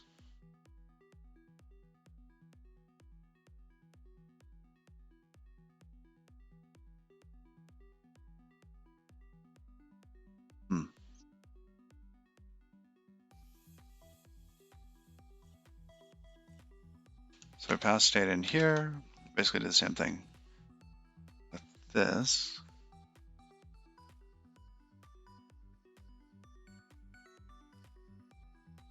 State character here.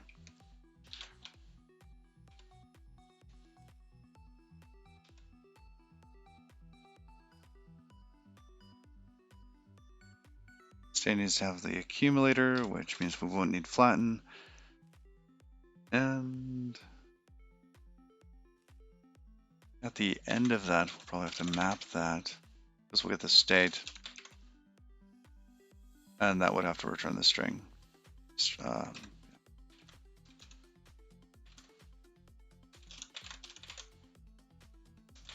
Something in there.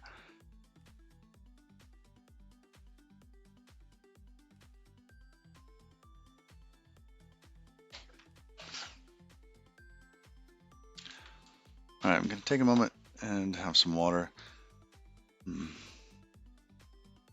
Wonder if there's any way to do this kind of in parallel.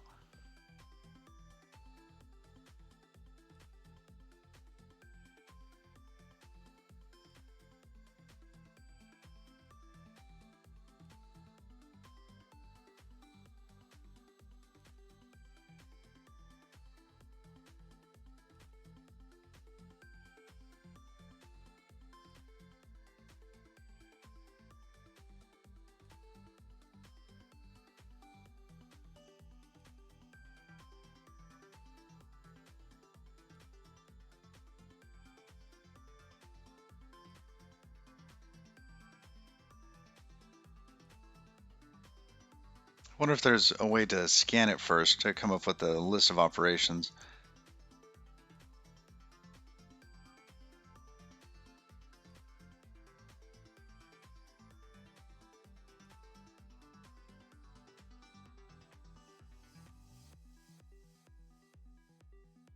I was hoping to do it in one pass, but there might be something a little bit more interesting if we do it in two.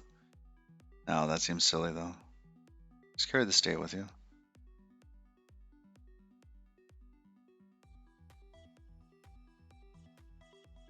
Do wish window worked on this.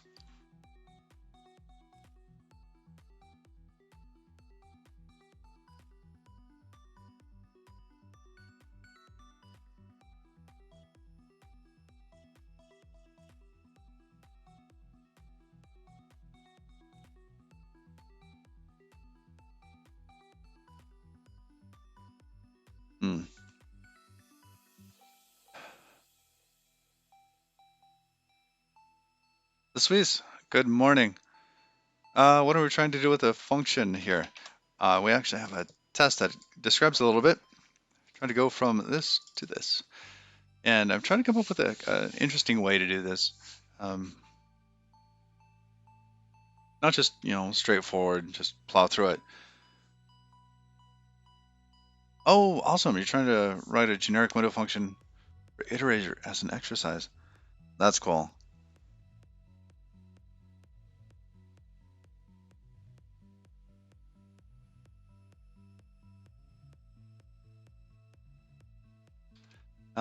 Yeah, one thing that I was trying to do in here was think, what if we had a list of characters, right? Like A, just gonna write out A, B, C, D, E, F, right? Or in this case, hello world, H. Okay. And what if that was translated into something where you said, okay, this is uppercase, lower, lower, right?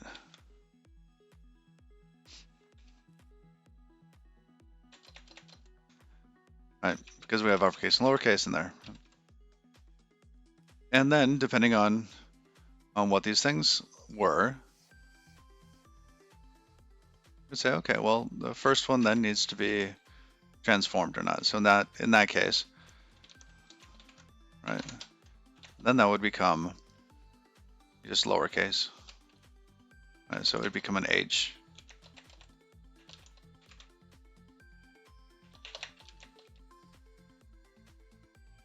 And this transition here from the lower, upper lower, let's see that we actually need the underscore inserted there. I wonder if there's some sort of like intermediary representation that might make this a little easier, or maybe not easier, but just more fun. Or, oh, check this out. What if there's a way to do this using SIMD?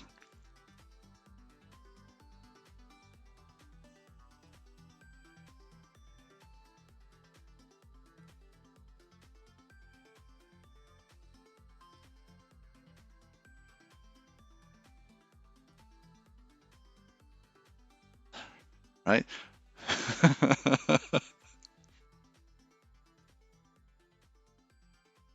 I mean, unfortunately, we have to add characters, which SIMD's not great with.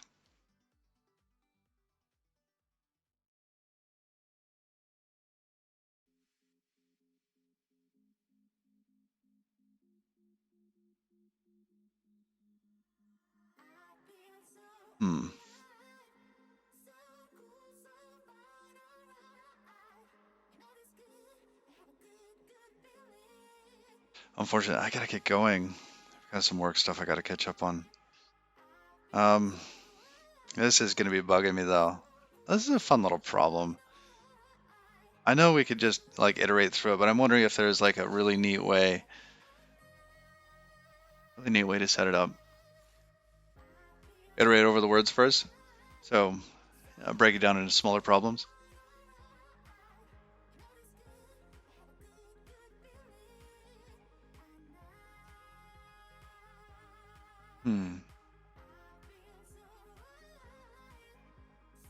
All right, that sounds good. All right, y'all. I gotta get going. We're gonna raid Bearbot Gaming. I don't know what they're doing. Thank you. And yeah, tomorrow I have off, so I'm hoping to maybe do a little longer stream tomorrow. I don't know.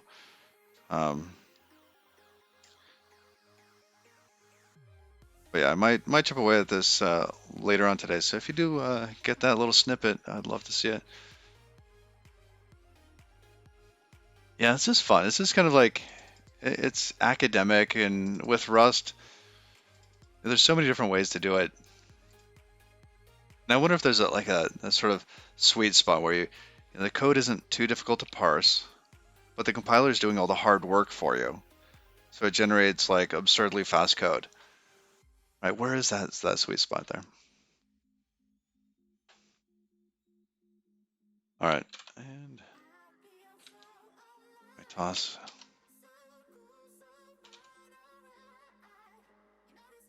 I'm gonna jump in my own channel for a moment. I wanted to check and see when we raid people, what does it actually look? I know I've been with other people like raiding.